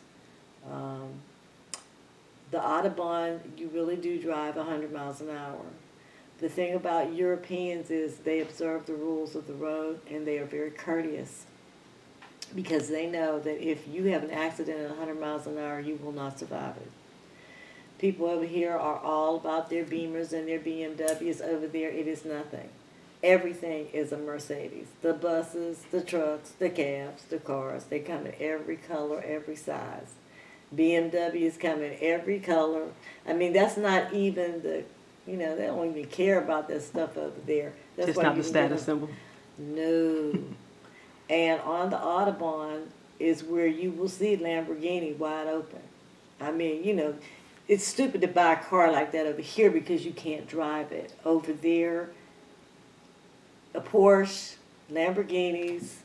I think what they were wanting over there was that little ugly Citroen. Looks like a little duck car, $62,000. Doesn't go much over 65 miles an hour.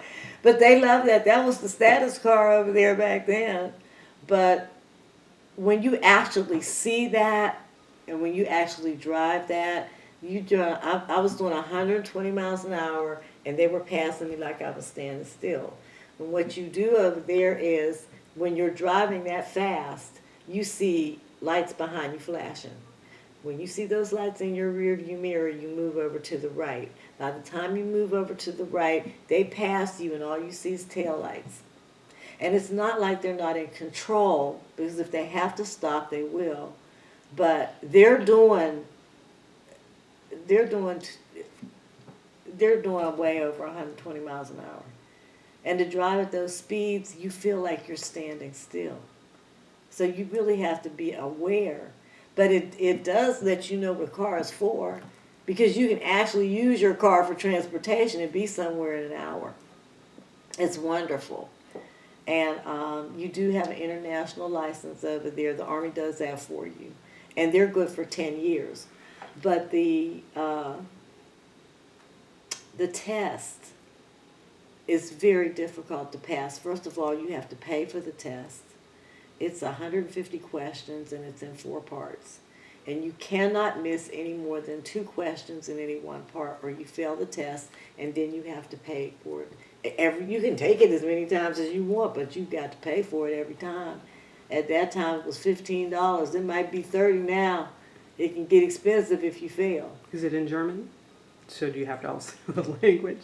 No, they have the test in English, okay. But you do have to take the driver's test. Another thing that is different is your car has to be inspected every 6 months. You don't see any cars just sitting on the side of the road. You have to have good tires. If your car doesn't pass inspection, you can't drive. And they do have these little emergency phones in case you get caught in a style. The other thing reason you have to take the driver's test is the lights are different and the road signs are different. Everything is in kilometers over there. So if it says 30 kilometers, it means you do 15 miles an hour. If it says 60 kilometers, you're doing 30 miles an hour, not 60 miles an hour. So everything is like cut in half. The traffic lights are all different there. The traffic lights are green and yellow, yellow and red, and then red. So you have to adjust to all of that. It's really interesting. And, you've got your street signs that are different. You've got to be careful for cows and livestock and stuff like that if you're driving in the Alps. Because we were up in Garmisch and Berchtesgaden, which is close to Austria. And so you got to be aware. You think things that you wouldn't think about. You're not going to be thinking about running into a cow out here. But there, it's very different. And you got to learn how to deal with it. This is a picture of Fest Coburg, where Martin Luther penned his 95 Theses. And it is a castle, a very beautiful castle. But this is the main thing. That's him right there, a bust of him. And this is another soldier, Don Willard and I. We went to that castle for my 39th birthday. And unfortunately, I don't think I was able to print the rest of them off. But go ahead and ask your questions. Okay.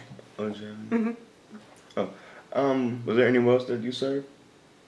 Was there anywhere else that you served? I was in Puerto Rico at Fort Buchanan for 3 months. I was in Germany from when to when? That was when I was with Second Army,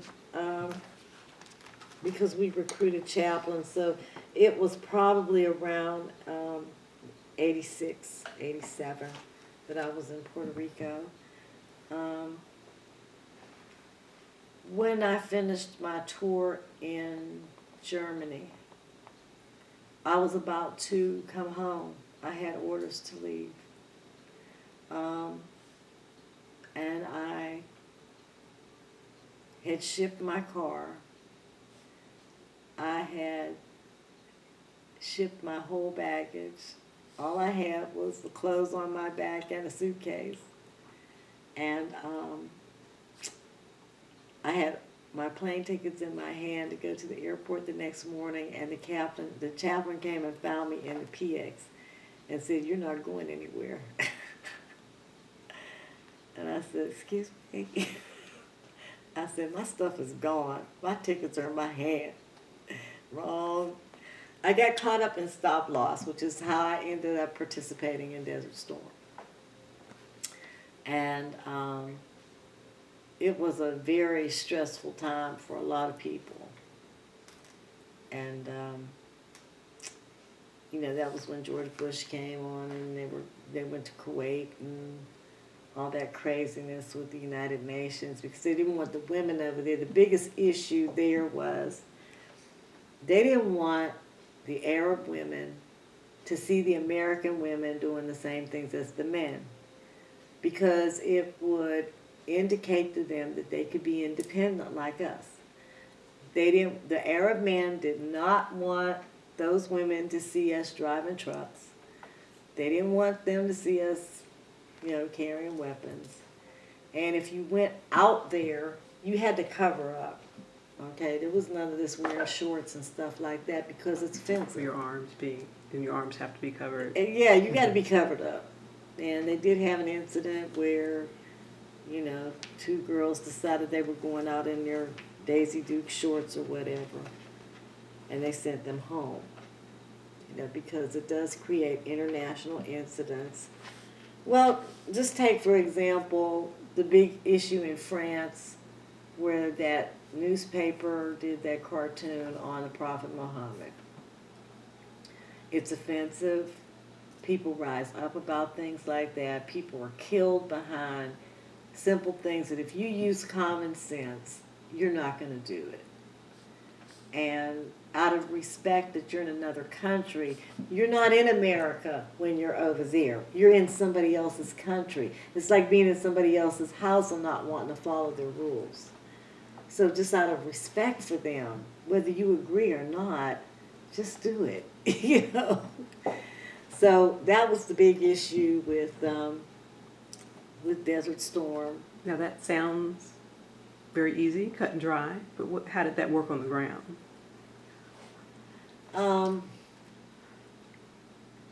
They were pretty strict about it after the incident, because they would just pack you up and ship you home. Now, being in the desert, there are camel spiders and sand fleas.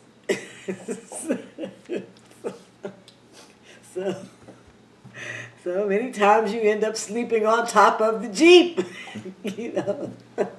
I mean, anywhere you are, there's always a glitch, so to speak. In Korea, you have no plumbing system. So when you go out to the Ville, there are no toilets, or the toilets that you have are so full and the system is so messed up that you don't want to go and use the toilet. So you dig what you call a cat hole, which is a hole in the ground, and that's how you go to the bathroom. Male, female, doesn't matter. In many parts of Korea, the further north you go, if you're in a club or something like that, you say, well, where's the bathroom? You go around the back, there's a little shower curtain, and there's a hole in the ground, which is why a lot of women wear dresses, because it's easier to do that in a dress than it is to be pulling pants down and all that. In Germany, again, when it comes to sanitary conditions, a lot of people in many countries, they have a little partition in the middle of nowhere. People just go behind the partition. Men do it all the time. They just go behind that little partition and go to the bathroom. So it's not as prevalent in Germany as it is in Korea. Now, what about women when you're on your cycle? That doesn't make any difference. You dig the cat hole and you bury it. It has to be buried. Because it will draw wild animals. That's the thing. Sometimes you'll have a shower point, sometimes you won't. It depends upon how long you're in the field. If you're in the field for maybe 3 or 4 weeks, you know, you got the same pair of fatigues on, you've been sweating. You always carry a change of clothes, change of socks, this, that, and the other, depending on how long you're going to be out there. But there's really no way to wash it, so, you know, you're going to be pretty smelly, and you just deal with it. But, you know, if women are on their cycle, that's a particular, especially wherever you are, depends upon what animals are around. If you're in the woods like this, where there are wolves or bears or something like that, you have to be real careful with that because it will draw those wild animals. So you dig, you know, in your backpack you have a little tiny shovel, and you just shovel in the ground and you bury it. You know, you bury your waste and stuff like that. A lot of people don't even think about that. They just take for granted. They take it for granted, but when you're in the wood line, and it really, you don't need that much to live. It's very interesting. When you're out there, it's not like a camping trip. It's different because you learn to eat off the land. You learn how to survive, eat clover, berries or whatever, but you have to learn all of that stuff. But you actually don't, all the creature comforts that we have, you don't need any of it. Not to survive. All you need is fire and stick and learn how to hit a squirrel or two.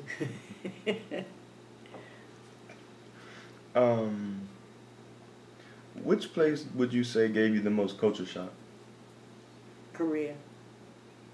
Because they don't have the Judeo-Christian philosophy and attitudes don't exist there, which is extremely detrimental to our young men. Many of the people there are Christian, but you have a lot of Buddhists there. They don't have the inhibitions. Therefore, you have a lot of nudity in the clubs. You know, and the men, you know, these are young men who have never been away from home before. And they see a little 4'11", 98 pounds, you know, a little girl up there, and she's dancing all night, you know, her little flimsy whatever, and very subservient and, you know, very accommodating to the GIs. They actually have a bride school over there where they don't do anything but study American men. They cater to you so that you can give them a ticket to America. They'll do whatever you say, whatever you want, stand on their heads, and then when they get over here, boy, you got hell on your hands. But the big issue, there's no limitations on liquor there. And so what looks like a half a pint of Jack Daniels or something to you here will actually kill you over there because there's no standard, there's no government control. So it's like drinking pure white lightning or whatever, and you're thinking, oh yeah, I'm down this. That's why they sent the women over there to Korea, because the men were in the Ville and it destroyed them. They called an alert and nobody showed up. The company commander, the first sergeant, the sergeant major, nobody showed up. All the men were down in the Ville with the little 4'11" yobo, and it got bad because they were either strung out on alcohol or they were strung out in the opium dens. Because they, you know, the opium just, you're gone. You get hooked on opium, you can pretty much forget about it. And they didn't want to come back to the United States because they could live like kings over there. You know, the money was long. You didn't have to pay much for anything. You know, the women were subservient and didn't give them a hard time because they didn't know any better. And when they told them they had to come back home, them men were crying. They did not want to come back to the United States. So it was a problem. When you go over there, you lose a lot of your inhibitions. Because when you go down into the field, you're trying on clothes. There's no fitting room. You go behind a petition, you're in a room full of people, they can see your head, but you're back there getting undressed or trying on clothes. Completely different culture. Completely different. You know, nudity is nothing. I mean, your body is just your body. And because of the plumbing system, you know, you do have to dig the cat hole, and you do have to, you know, go out to the bathroom in the open and stuff like that. You lose the inhibitions that you have here because it doesn't exist over there. Nobody's going to run up and arrest you for indecent exposure, and it doesn't mean anything over there. And you'll see, you won't see a lot of homosexual type activity over there, but you will see men dancing with men, women dancing with women, which is okay in other cultures, you know. The Muslim culture, if they're at a wedding, you know, the men dance in a circle and all of that. Again, the cultural etiquette that goes with that particular culture. And you need to know it. In the Arab world, in some cultures, you don't shake their right hand because they don't use toilet paper and they use that hand to wipe themselves. You know, so it's an insult if you use their right hand, they shake your hand, you know, your left hand, or they use some other form of greeting. Sometimes they'll bow. You know, you have to be aware of which culture you're in and what to do and why, so that not only you're not offensive, but you know, you don't get hurt in the process. That was the most culture shock, you know, because when you're raised with a Judeo-Christian philosophy and attitude, it's like, the other thing is there's so many people there. When you go to Eastgate Market or you go into the marketplace, because you go out to the marketplace every day, there were no refrigerators. A refrigerator was like maybe one of those small refrigerators. The black market is bad over there. A lot of people didn't smoke, but they got cigarette rations. At that time, cigarettes were going for $10 a pack. If you didn't smoke and you got a ration with 20 packs of cigarettes in it, you could sell that on the black market. That was $200 for one carton of cigarettes. And people were taking advantage of that. So, yeah, it's a culture shock because you learn on an international level what the black market is all about. And you can get into real trouble with it because soldiers needed money. Gambling, all types of things are out there in the world, and if you've never experienced that, then you're going to go out there and you're going to fall into a trap. If you never tried opium, you're going to run in there and try that pipe, and you're going to lose your mind. If you never drank anything and you think, oh yeah, I can guzzle this beer down, it's made differently. Portage is a wine, plum wine. It'll knock you cold. Half the time we had to go into the bars and scrape our soldiers up off of the floor because their attitude about alcohol is wrong. In Europe, what's different is because the water's bad and they had typhoid in the water, they still don't drink the water. Everything is bottled water. But the children over there learn they have a different attitude about alcohol. They grow up drinking beer. They grow up drinking wine with dinner and stuff like that. Here's like some big taboo until you're 18, you know. That's not how it should be. Alcohol is a chemical substance, and you need to learn what it does to your body and how to manage that so that when you do travel other places, you know, you're able to handle it. You mentioned that you didn't see a lot of homosexual relationships there. but their LGBT community or I guess gays and lesbians in the armed services, how did they, as a chaplain, you had to interact with some, or in the don't ask, don't tell, or? We did. Don't ask, don't tell was a problem.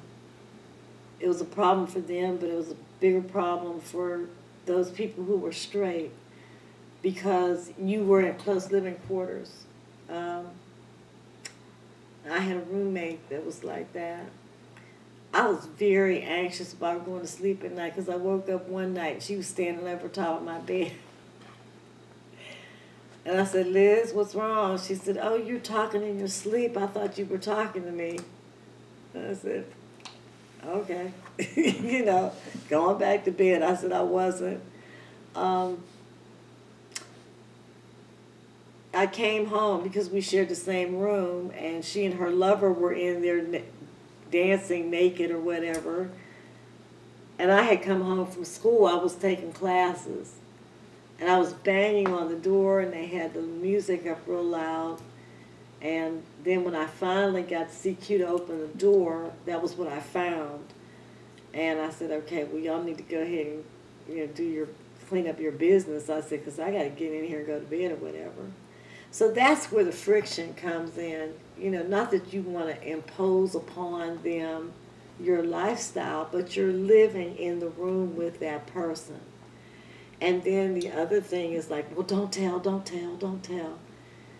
So how do I, go to the first sergeant and say, look, this is imposing upon what I need to do for me. I can't get in the room to go to bed because she's in there with her lover.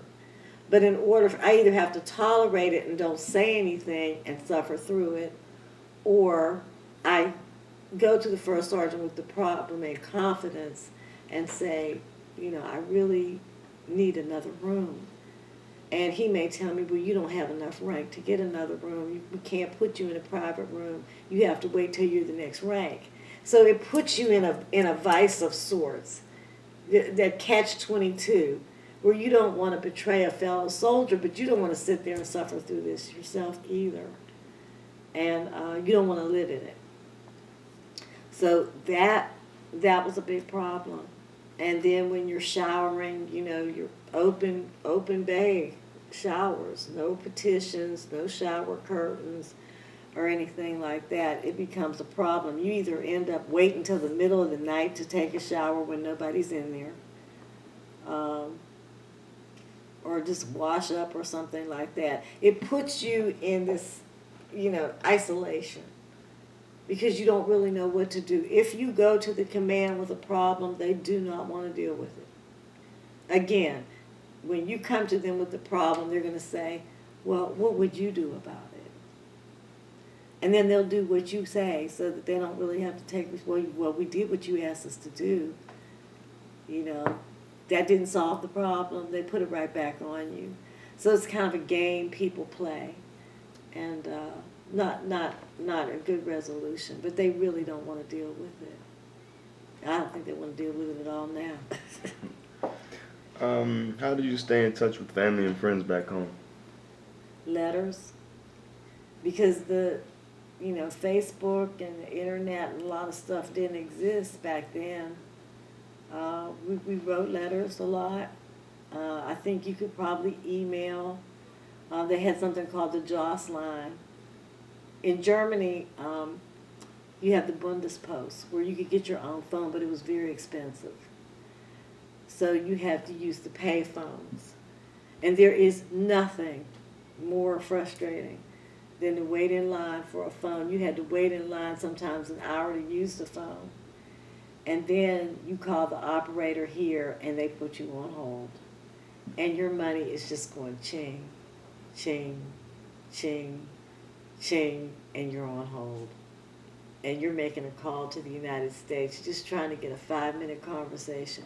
Trying to do business is almost impossible. The international operators don't communicate with the American operators, and bad scene. I'm sure it's much better now because people can email and you got video stuff. Skype and... Yeah, it's great now.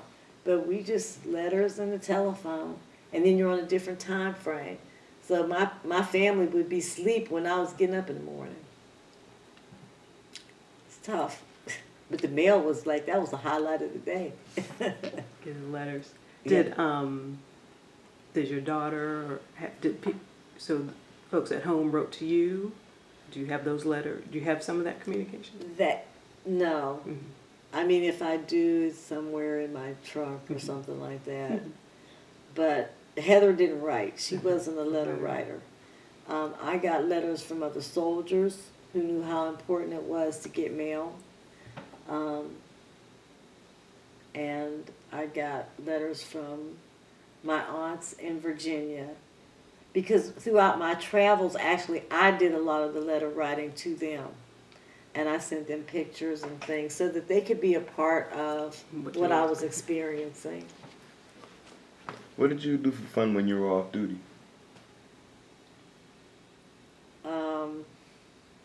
I traveled a lot.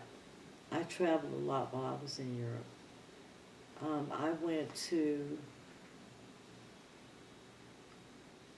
many castles. I went to Cologne. They've got this big cathedral in Cologne. And Cologne is spelled Koln. I think people spell it like Cologne over here. We went to Cologne. We went to Strasbourg, France, which has a lot of history. And matter of fact, we left Wurzburg about 6 a.m. We hit Strasbourg for lunch, and we went to see the Salvador Dali exhibit there. And then on our way back, we stopped through Regensburg, and they actually had a symphony in the street. They were practicing for the big symphony that night, and we got to see the whole program for free. We went to the Opera House in Paris, France. We went to France a lot. My traveling companion, Don Willard, he is multilingual. So he spoke French fluently, and he spoke German fluently, and we just traveled everywhere. We went to Italy, to Milan. We went to Noyon. We went to Spain. We went to Berchtesgaden, which is Garmisch, and that's in the Alps. And right across from that, you can walk into Austria. So we went to Salzburg, Austria, and they celebrate Mozart there. And we actually got a chance to see Mozart's museum, where they have a painting of him as a little boy without his wig on, because they were bald-headed. You see the people wear the white wigs? They wore the wigs because they lost all their hair from typhoid fever and from typhus being in the water. And so he had his little wig on he wore because they lost all their hair, as did most of the people there. Another interesting part about Europe is the history of perfume. Because they couldn't bathe in the water, and you see those old-fashioned, like a urn that you pour into the little bowl, that's how they washed up. And because the people, their body odor was so strong because they couldn't bathe like they should, then that's how perfume was developed, to cover the body odors that they had. And if you go to Europe, when you walk into a perfume shop now, they walk in, they ask if you're allergic, very polite. They say if you're not allergic, they just umbrella you with the whole fragrance. It's so nice. European culture there is real different. People really do dress for dinner. If they say after 5, that's your attire. If they say business attire or casual or whatever, that's what you wear. And men and women, they really dress. It's not just like what you see in the fashion magazines. The castles, the cathedrals are just amazing. And they had a place called the Wurzburg Residence, which was made by the bishops there. They have a room that is overlaid in gold. When you walk in, they have reliefs in the ceiling, reliefs on the walls. all types of statues, very manicured gardens and everything like that. It's beautiful. I'm sorry, 1 second.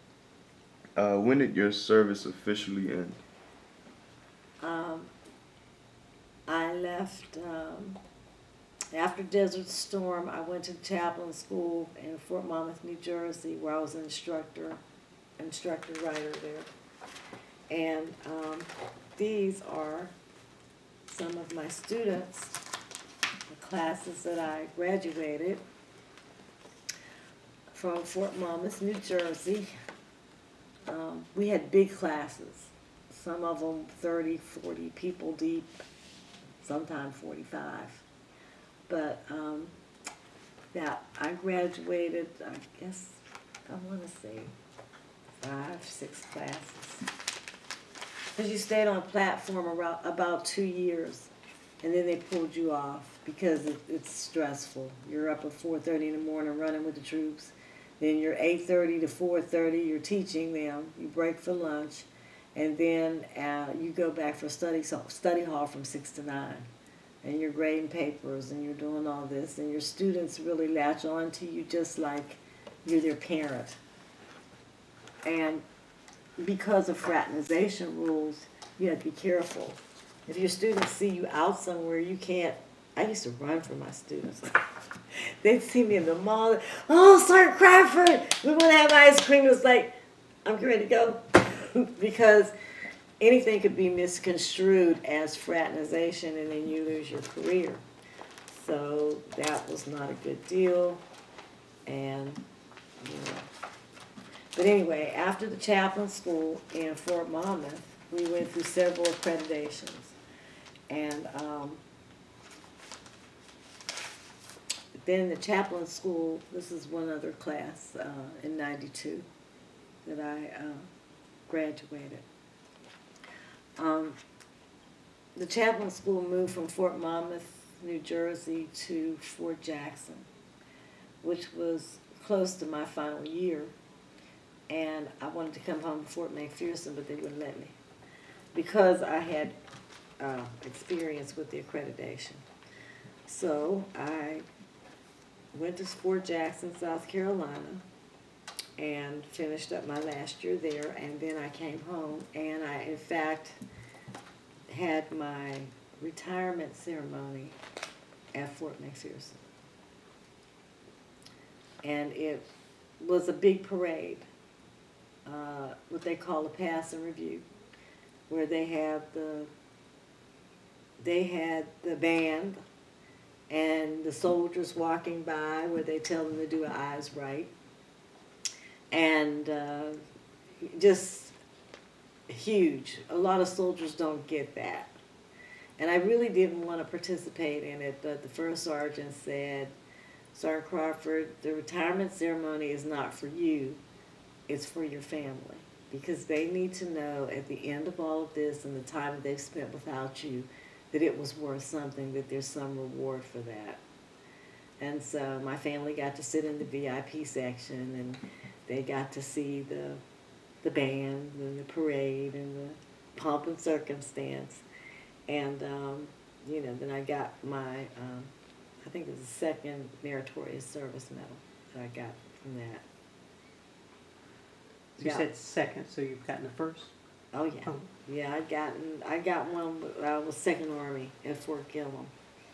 But I retired January the 1st, 1997. How were you received by your family and community?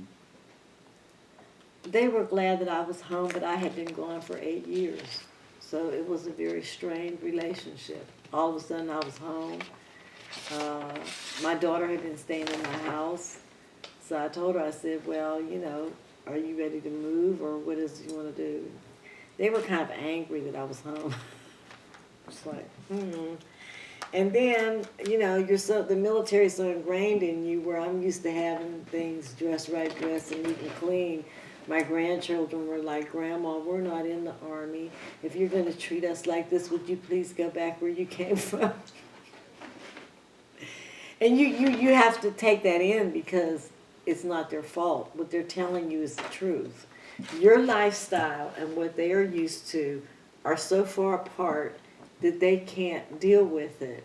It's like they can't do anything right. And what's happened is you've had 20 years of this indoctrination and to organizing things and having things a certain way, and they don't do that.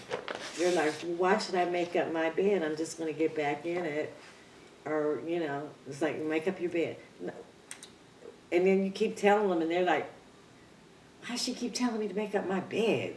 You know, so you've got two different sets of standards going on there. Now, they do it now. Now that they're older, they're worse than me, you know. Everything just so, you know. But it filters over.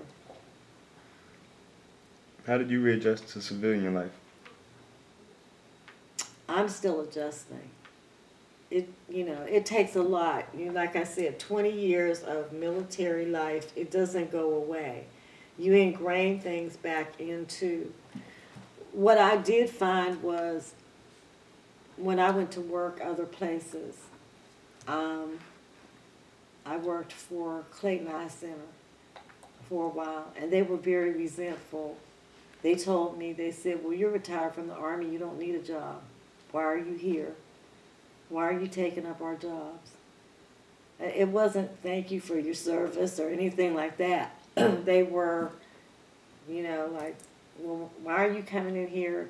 And then again, I had that military regiment. So they were afraid. A lot of them were afraid that I was going to, do a better job and make them look bad. So they didn't want me there.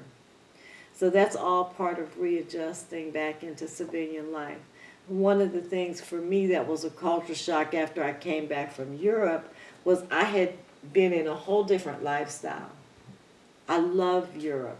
I love the way they live over there. When I came home, I was used to dressing for dinner, and, dinner there is 3.5 hours. You really eat a 7-course meal. You have after dinner wine and after dinner coffee and tea and everything else. Here, they're rushing you out of the restaurant. There, you can sit your dog at the table. They're very accommodating to pets and things like that there. Whole different ball game. So I came home, everybody was in jeans and a t-shirt.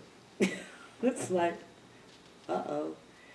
And then the racism wasn't over in Europe. I felt just as at home. Germany, France, nowhere. No racism. Americans act different over there.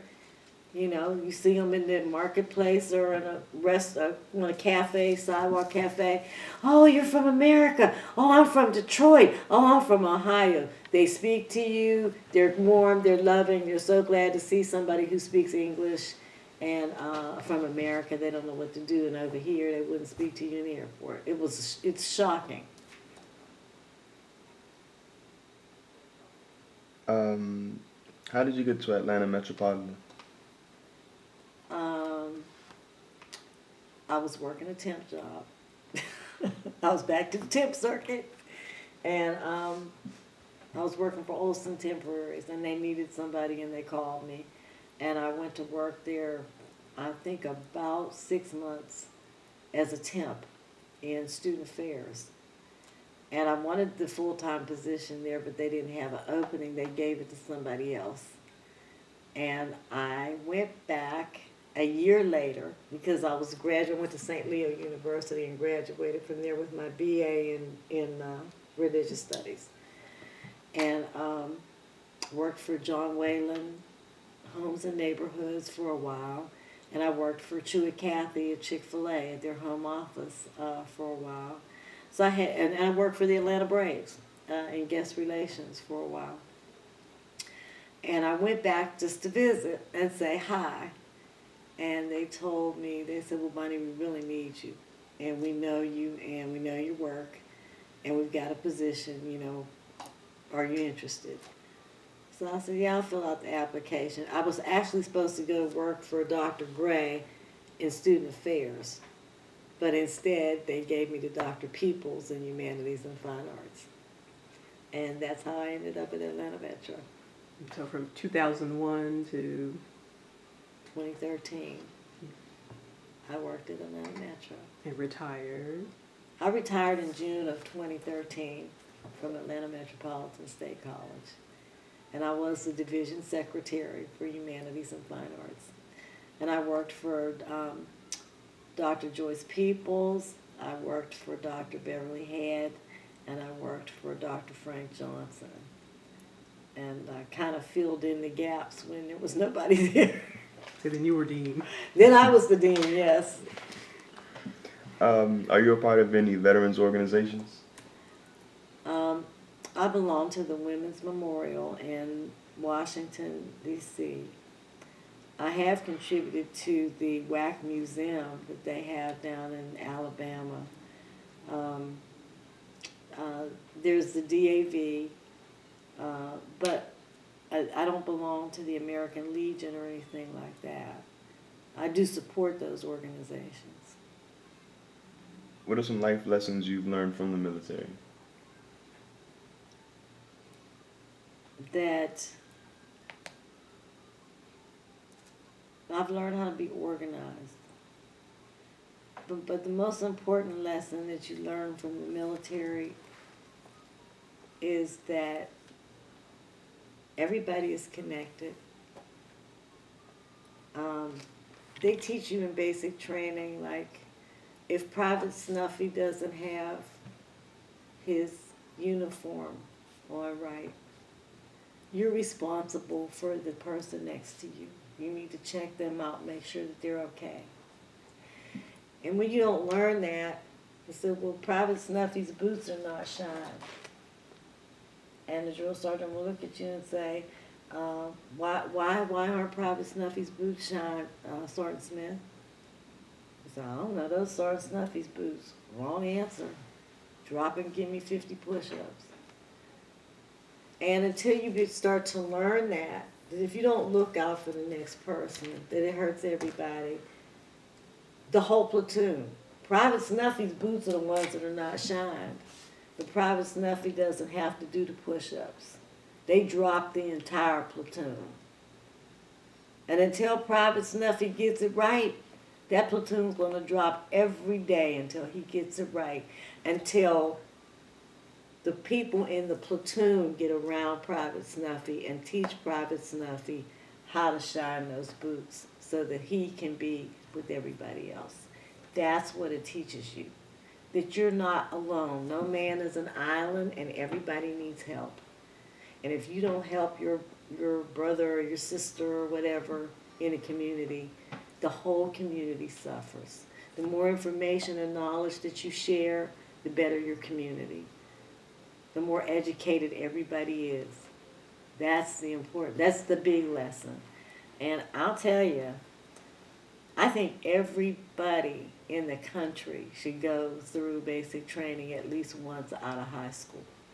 I mean, I know some people are too old to go through it now, but it changes your life. In 8 weeks, they completely mold your way of thinking, and they show you why you need to do things. And they get all of that foolishness out of you, you know, that I'm this, I'm that, I'm cool, you know. That's not what life is about. If somebody comes in and attacks our country, every man, woman, and child in here would have to be able to defend themselves. Some people don't have enough sense to crawl behind the couch and shut up and be quiet and hide. So that's the important thing. And then the other thing is when you are in other people's countries, American arrogance is what gets a lot of people killed.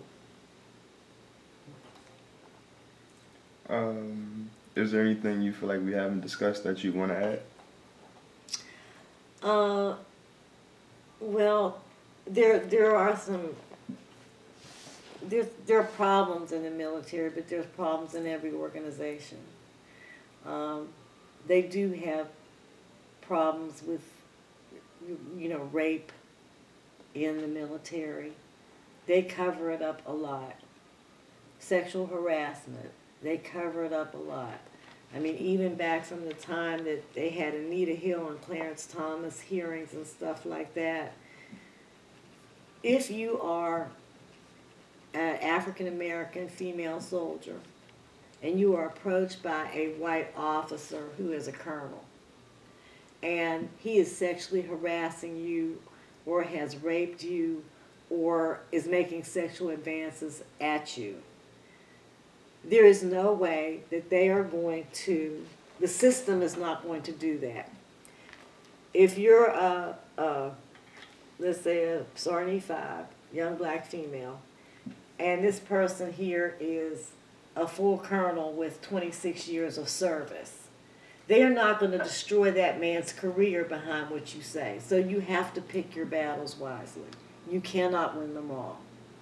And if you tell on them and you pursue that and you just say, well, they raped me. Well, you're doing the right thing. You're reporting it. But what they're going to do is they're going to transfer him out, and then they're going to target you and put you out of the military, and you're going to lose everything that you worked for.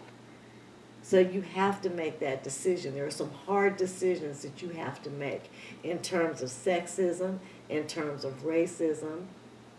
Some things like that one situation with that chaplain, he had me standing on top of an air conditioner that could have fallen at any moment, and I was 20 feet off the ground. And one of the JAG officers came to him and said, why do you have her standing out there like that? Because if she falls and breaks her back, you know, they're not going to give her a bit of compensation. You cannot have her out there like that. And they got into it, the JAG officer and the chaplain. So I went to the EO and I said, I think we have a problem. They investigated him. There was, in fact, a racist problem with that particular chaplain, and they got rid of him. That was a battle that I could win because I had witnesses, number one, and they were with the JAG. Although I had the same situation JAG being the Staff Judge Advocate's office. The other situation was in Germany. They didn't care what they said over there. Okay, they would call you the N-word. They would get up in your face. They would belittle you. They were horrible over there because they had rank and they were isolated, and there wasn't any, and half of them felt the same way. So you had some things you have to let it go. But you, when you get back, you can write Congress or you can write your congressman and say, this is what my experience was, and this is why I felt that it was not good for me to come forward at that time, but you need to address this issue. You know, so those are the types of issues that... Have you had to do that? Did you write letters? I did. Congress? I did. And, you know, in that particular barracks, in Emory Barracks, we had a terrible problem with the plumbing, and they didn't want to spend the money to fix the plumbing. The feces were coming up out of the pipes 3 feet up, and they told us, well, clean it up, clean it up.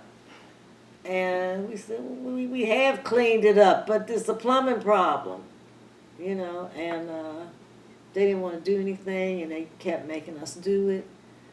And so at 3 o'clock in the morning, I went in there with my camera, and I shot the feces coming up out of the drain pipes, and I sent an anonymous letter to the command at, I think it was 92nd AdCom or Darmstadt.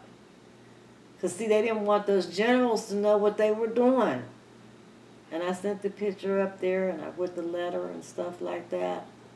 Boy, they were hopping mad. And it was so funny because their excuse was, oh, that was a disgruntled soldier that has left the unit. That was their excuse. I couldn't believe the excuses that they came up with. But the general came down on the helicopter and surprised them, and they sent the inspector general down. And the feces came up out of the drain pipe while the inspector general was there. I rolled. I said, all right. Feces at the right time, the right place. On demand. On demand. But we got so tired of them, you know, forcing us to go in there and clean up feces, which was unsanitary and unhealthy. And, you know, they were mean-spirited about it. And it was like, you know, well, what do? You solve it. You know, you do it. And so we did it. We kept doing it. We kept doing it. And I said, okay, it's time to stop doing this. It's time to let somebody else know. But those are the types of things that you have to do. You have to be innovative, and you have to have the courage to step up. Because you know somebody's going to get called on the carpet. And if they know who you are, you're going to suffer behind it. So it's not for everybody. And if you can't take orders, don't go in there. Is that something we're supposed to see in the black folder? Um, Right here. Oh, this is from Atlanta Metro. I have all kinds of stuff. Yeah, this is my certificate of appreciation from Atlanta Metropolitan College. I served on the retirement and employees appreciation luncheon. From Friday, May 20th, 2011. Yes, and these are, this is something I've done recently. I belong to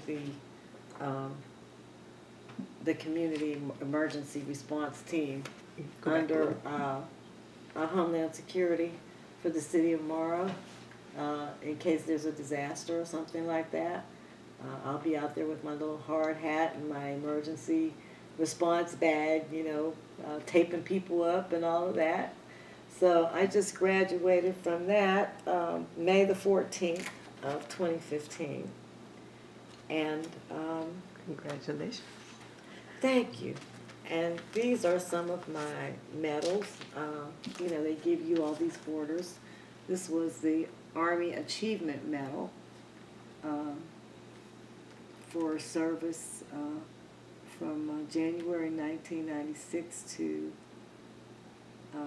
May 22nd, 96. And this is an Army Commendation Medal. And each one of these come with a set of orders. And if you get the first one, and then what you get is called an oak leaf cluster. This is another Army Achievement Medal from 1993. And I was serving as probably a developer, it looks like, at the school. And then this is another one. So you get, you know, medals. It'll say first oak leaf cluster or second oak leaf cluster. This is from Desert Storm, you know, where you get your certificates of appreciation for your support in Desert Storm. These are discharges, where you get an honorable discharge for each time that you re-enlist. This is a certificate of achievement. Each one of these is for some assignment that I've served in. Well, now's not the time to be shy. What did you get Well, it for? you know, I have to read it because Oh, okay. this was for March 1991.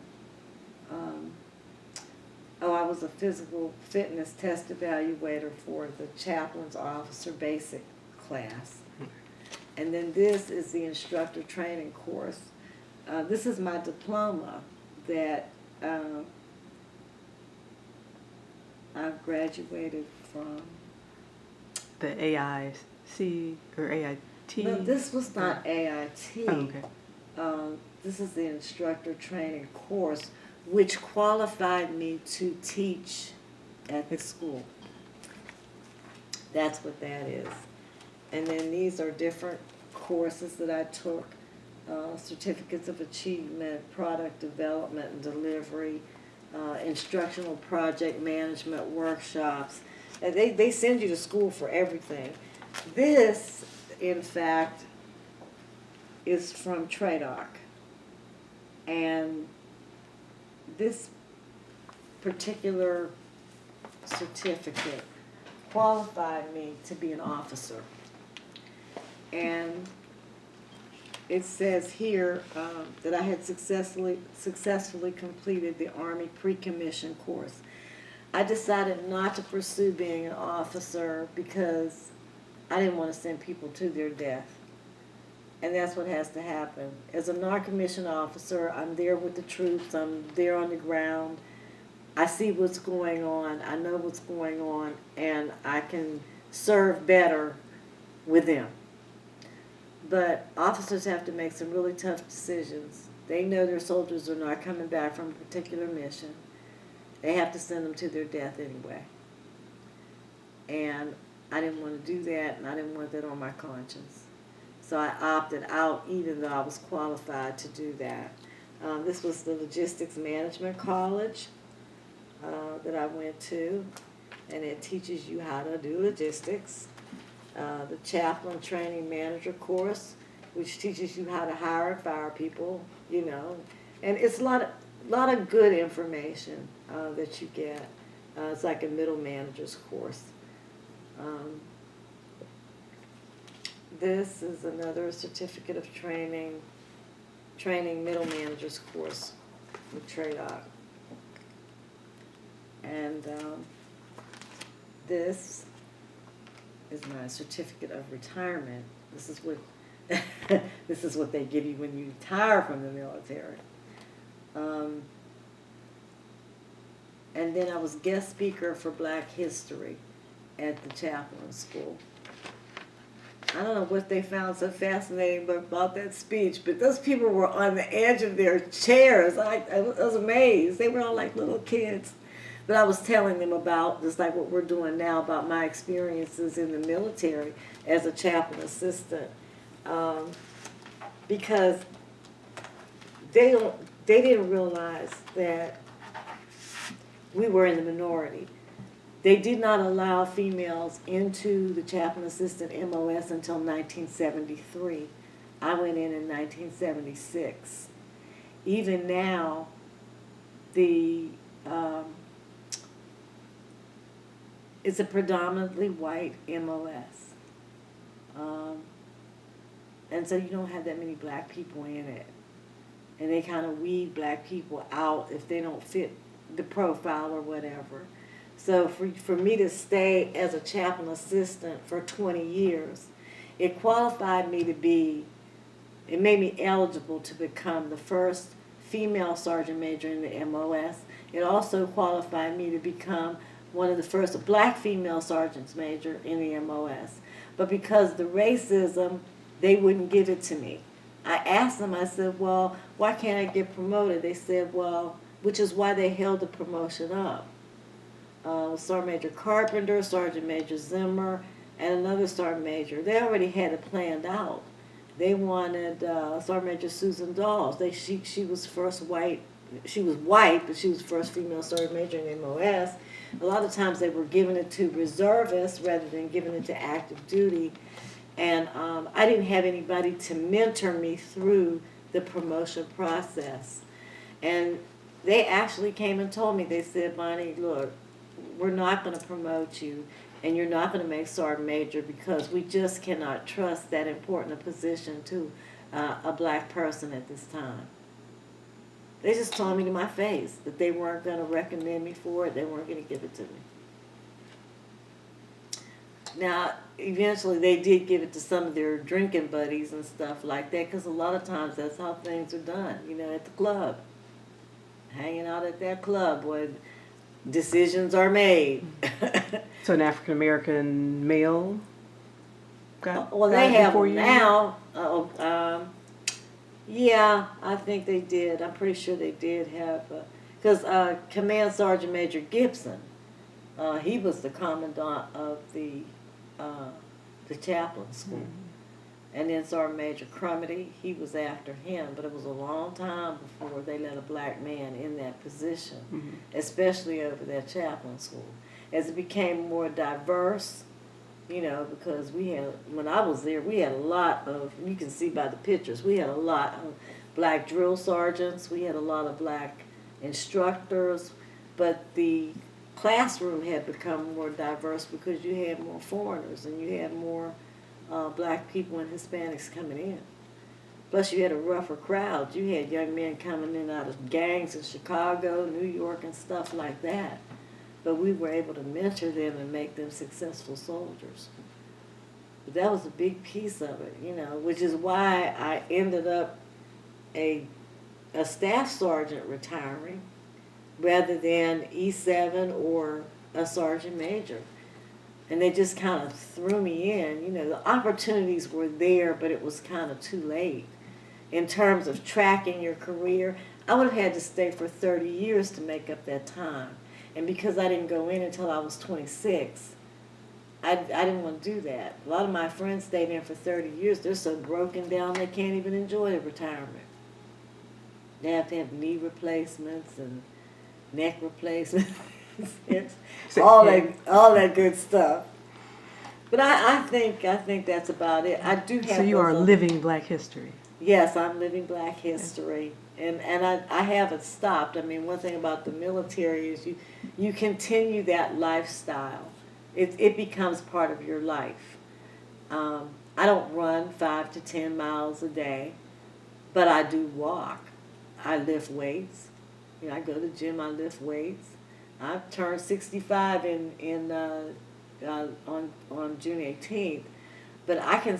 The guys just, you know, how old are you? You know, I'm in there pumping iron with them. You know, it's like, but it becomes part of your life. And even though I can't run anymore, I walk. You know, I can walk a couple miles and stuff like that. I do it maybe 2-3 times a week. I get out and cut grass.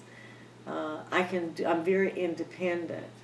And because one thing about when you get old, if you take care of your body when you're young, even though it wasn't my intention, that 20 years of exercise and maintaining my weight and maintaining my health have made it better for me as I grow older. I'm not crippled up or anything like that. What message would you like to leave for future generations that'll hear this interview? They need, first of all, future generations. I'm really concerned about future generations because war is not the answer. We cannot resolve issues with war.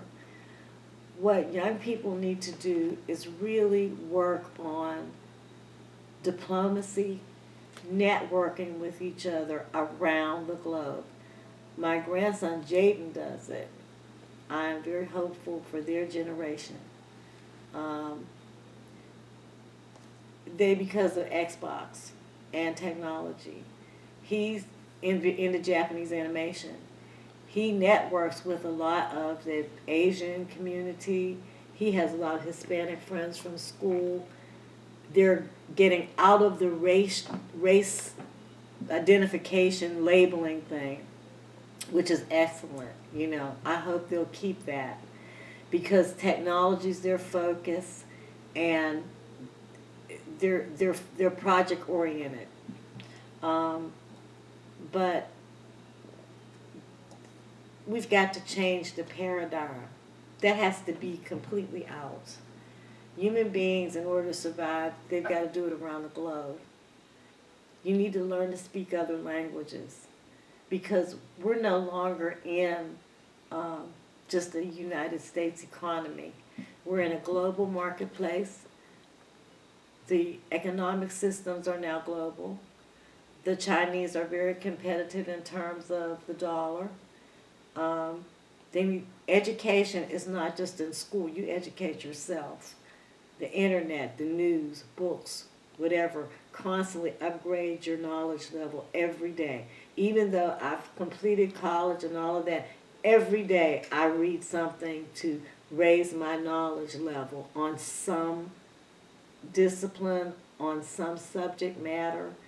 That's how you learn. It has nothing to do with being in school and networking with other people. What I learned in Korea, how to speak Korean, I was able to speak Korean every day in Korea.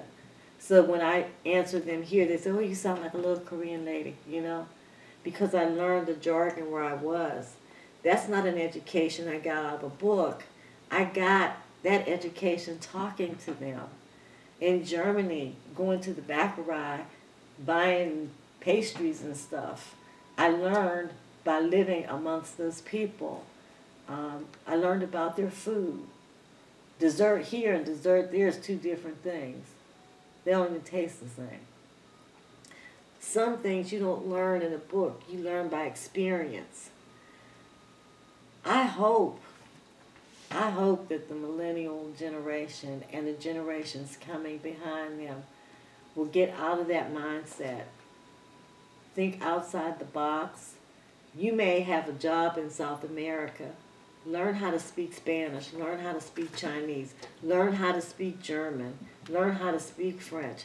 All the tools are there, Rosetta Stone and everything else. You've got technology to help you if you don't have the money to get into languages.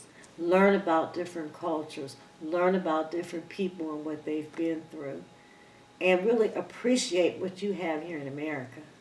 Because no matter how bad it is here, even though we have homeless digging out the dumpster, if they go to the dumpster, they can find a half-eaten McDonald's hamburger, Burger King, something thrown away that they can get a meal. In Africa, they don't have water in the desert.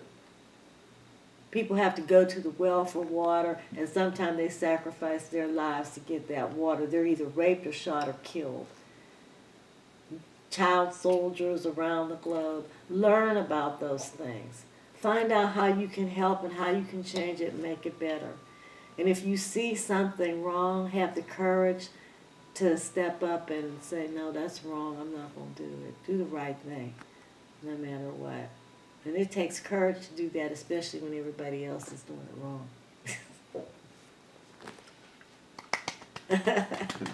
You are fabulous. This was wonderful. Couldn't have ended the interview any better. Oh my well, goodness. Thank you. Yeah. I know who my poster child's going to be for my conference presentation. Oh. Okay, now explain to me what you're holding in your hand. These are a couple of my medals. One is a Meritorious Service Medal, and the other one is the Army Accommodation Medal. And I do have Army Achievement Medals, Overseas Medals, a driver's badge, and I also have Expert Rifle Marksmanship badge. So this is just a couple of those that I'm putting in my little flag case here. All right. So tell me, I see some certificates on the wall. Oh, I'm so sorry. You're fine. Yeah, one is the Commander's Award. Are you going top to bottom? Yeah, left, right? for the one on the left there, it's kind of hard to see. It's the Commander's Award from the Post Commander at Fort McPherson for volunteering as the Fort Gillem Post Chapel Advisory Council Secretary. And I served as their secretary for 10 years until they decommissioned the chapel in 2010, November of 2010. The one on the right is actually what we got from President Ronald Reagan when my father died. And when a veteran dies, they usually give you like a certificate of memory, honoring the memory of that soldier. So that's for my dad, Oliver Thomason. The picture down here is, it was a retirement gift from the chaplain school.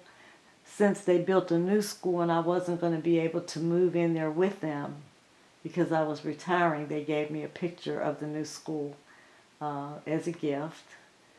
And the one on the right is a certificate of appreciation again for being the advisory council secretary for that 10 years. That's my real certificate of retirement right there. And then the other one is belonging to Delta Epsilon Sigma National Honor Society from St. Leo University. So those are just some of my memoirs. Mm-hmm. To the Sergeant Major, Crummy, they went to Egypt for Bright Star, and they brought me back because the Egyptology is my hobby. So they brought that back to me from Egypt for my retirement gift. Of course, I was thrilled to have something really from Egypt since I didn't get to go. Right. It's too volatile to go.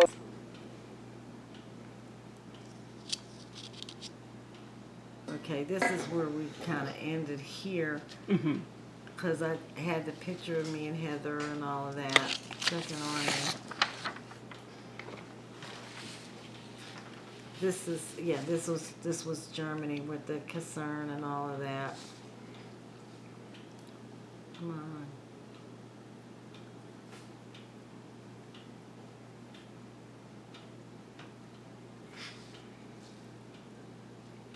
Okay, this is Dachau. This is the concentration camp. And these were the ovens that they burnt up the Jews in. Oh my goodness. Okay. So you think those were like kilns? Well, they're like big pizza ovens, but the Jewish people, you know, when the Germans killed them, they burnt them up in these big pizza ovens, and they had several like this, and I actually stood in the gas chambers where they killed those people, and this is a statue to the Holocaust victims. That's just like a random person that was like a victim. Like that was one of the Jewish people that's just on the statue. Yeah, because this was the crematorium, and they actually just burnt them up. And when the Americans got there, there were big barns full of dead bodies, and some of the people stayed alive under the dead bodies so they could survive. But by the time the Americans got there and stuff like that, oh, it was so pitiful, because they don't censor things like they do here in America. So when you go to the German museum, you're actually going to see the footage of those people coming out. They were skin and bone. It was so heartbreaking. They were just skin and bone, and they were so glad that Americans and the Allies had come in to actually help them. You know, because they were just so forgotten, and they'd been there for years, and they'd been abused and experimented on. And so that's, if you ever get a chance, it was Auschwitz, Dachau. There were so many concentration camps. I've heard of Auschwitz. Yeah. Well, and where were that was a picture from? Dachau. Dachau. Okay. This is Dachau.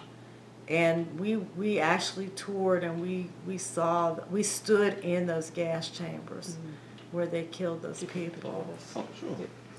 So that's the important part and a good part about being in Germany. Go a little further. And not just the wall coming down, but to experience this history, because when you stand in a place like that where so much death transpired and you feel so insignificant, but you're so blessed. I mean, it's like being at West Coburg. Right.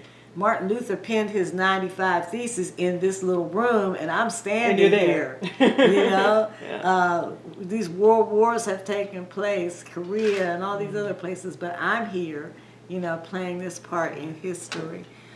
This was in Vilseck, Germany. I went to the EO And when you're all these places, this is while you're traveling on your own time. This isn't.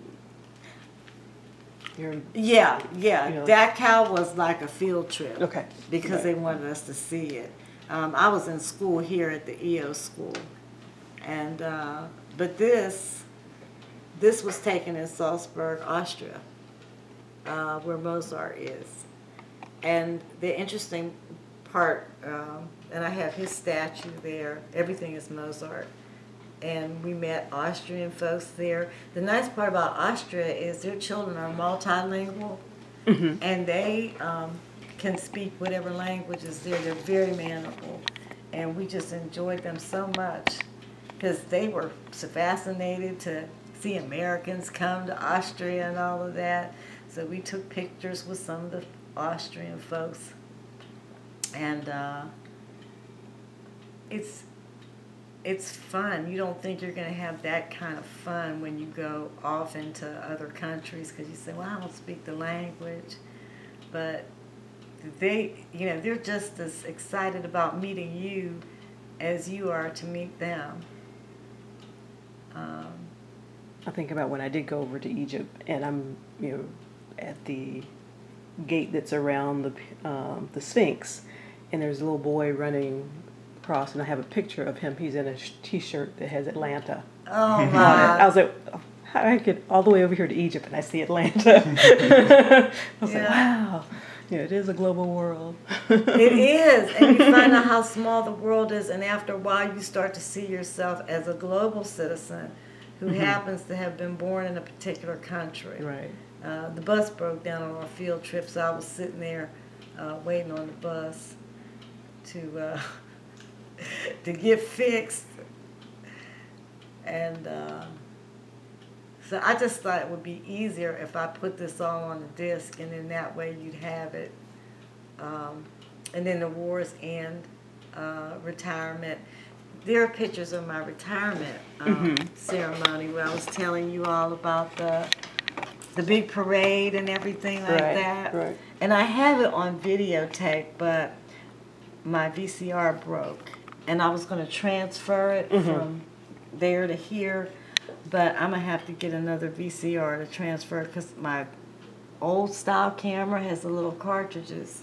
Right, that can read the tape. This was it's called a pass and review ceremony at Fort McPherson. And there, you see all the soldiers with the armed honor guard, and then they have the soldiers marching with their weapons, and then they have the band, and that was on Hedekin Field. And this was like a receiving line. This is on Hedekin Field, and they have polo matches and everything else they used to have there. And then this was my family. That's Sergeant Major Tolstead. I'm in touch with him too. My Aunt Phyllis, she passed away. Here's me and a few other soldiers. And so you sat while they paraded by you. So they're passing you, and then you said, and then they look right. We stand. Yeah, they do the eyes right and all of that. I mean, it's huge because they go through the whole field and they're playing the different songs. And this, because one of the interview questions asked about, have you remained in contact with or reunited with your fellow veterans? So I attended the Chaplain Assistant Conference here in Atlanta, October of 2014. So this is a group picture of all of us. And as you can see, like I said, there are very few black people in here. There's me, I think Annette Redmond. These people were reserved. Sergeant Major Gugadan is Hawaiian. This guy, he was a reservist. But mostly all these people are white. And they kind of coveted the higher positions for themselves. Tom Prost, he lives down in Noonan. But it's good to be able to network and remain friends over the years. Annette Redmond, she is a councilwoman now down in Florida. So I'm in contact with her, and that was at the dinner that they had. And then we had a barbecue down at Sergeant Major Prost's house in Noonan. So as you can see the demographics. Is that you? That's me. That's Annette. And we were the only two black people there. But the reason we went was to represent. So, because, otherwise you have no representation. And you're representing more than yourself. You're representing the fact that you survived, that you're successful, that you didn't fall by the wayside. Some of those same people treated us pretty bad, were the cause of us not being as successful as we could have been or reach our full potential. But then by you showing up, then hopefully gives opportunity to someone who's in there now. Exactly. So you still represent even though you're retired. Well, because now it's, it seems to have flipped because I'm, doing script writing. Oh, they all want my number. Oh, when's your movie coming out? How can we be involved? But it's still good to be able to do that because you came up through the ranks together. No matter what happened, you survived together. Now we're all old, so we're still all together regardless. We're still a part of that group, and you take care of each other. Sergeant Major Zimmer, he has cancer. We don't know how long he'll be around. Many of these people have prostate cancer and some very serious health issues. So you fellowship with them while you can, while you're in the land of the living. I have all their names listed and stuff like that. And then there's my graduation photo from St. Leo. And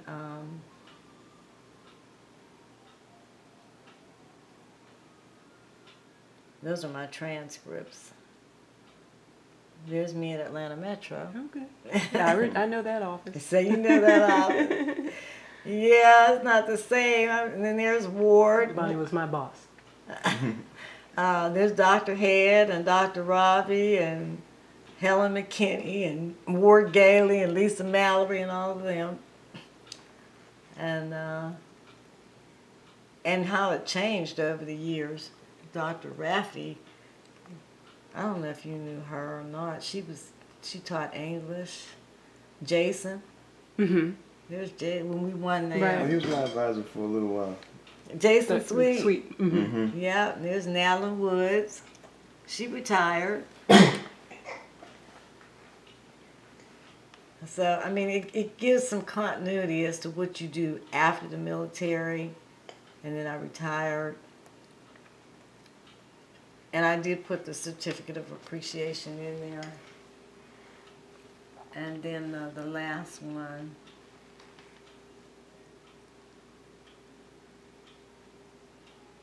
Oh yeah, so you want to make a movie.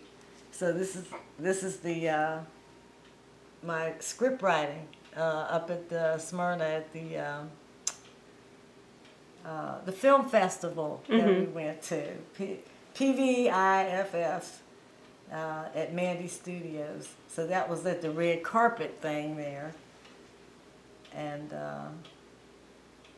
this is the cert. Well, I was with my hard hat on. And we did the 5K run for the city of Morrow.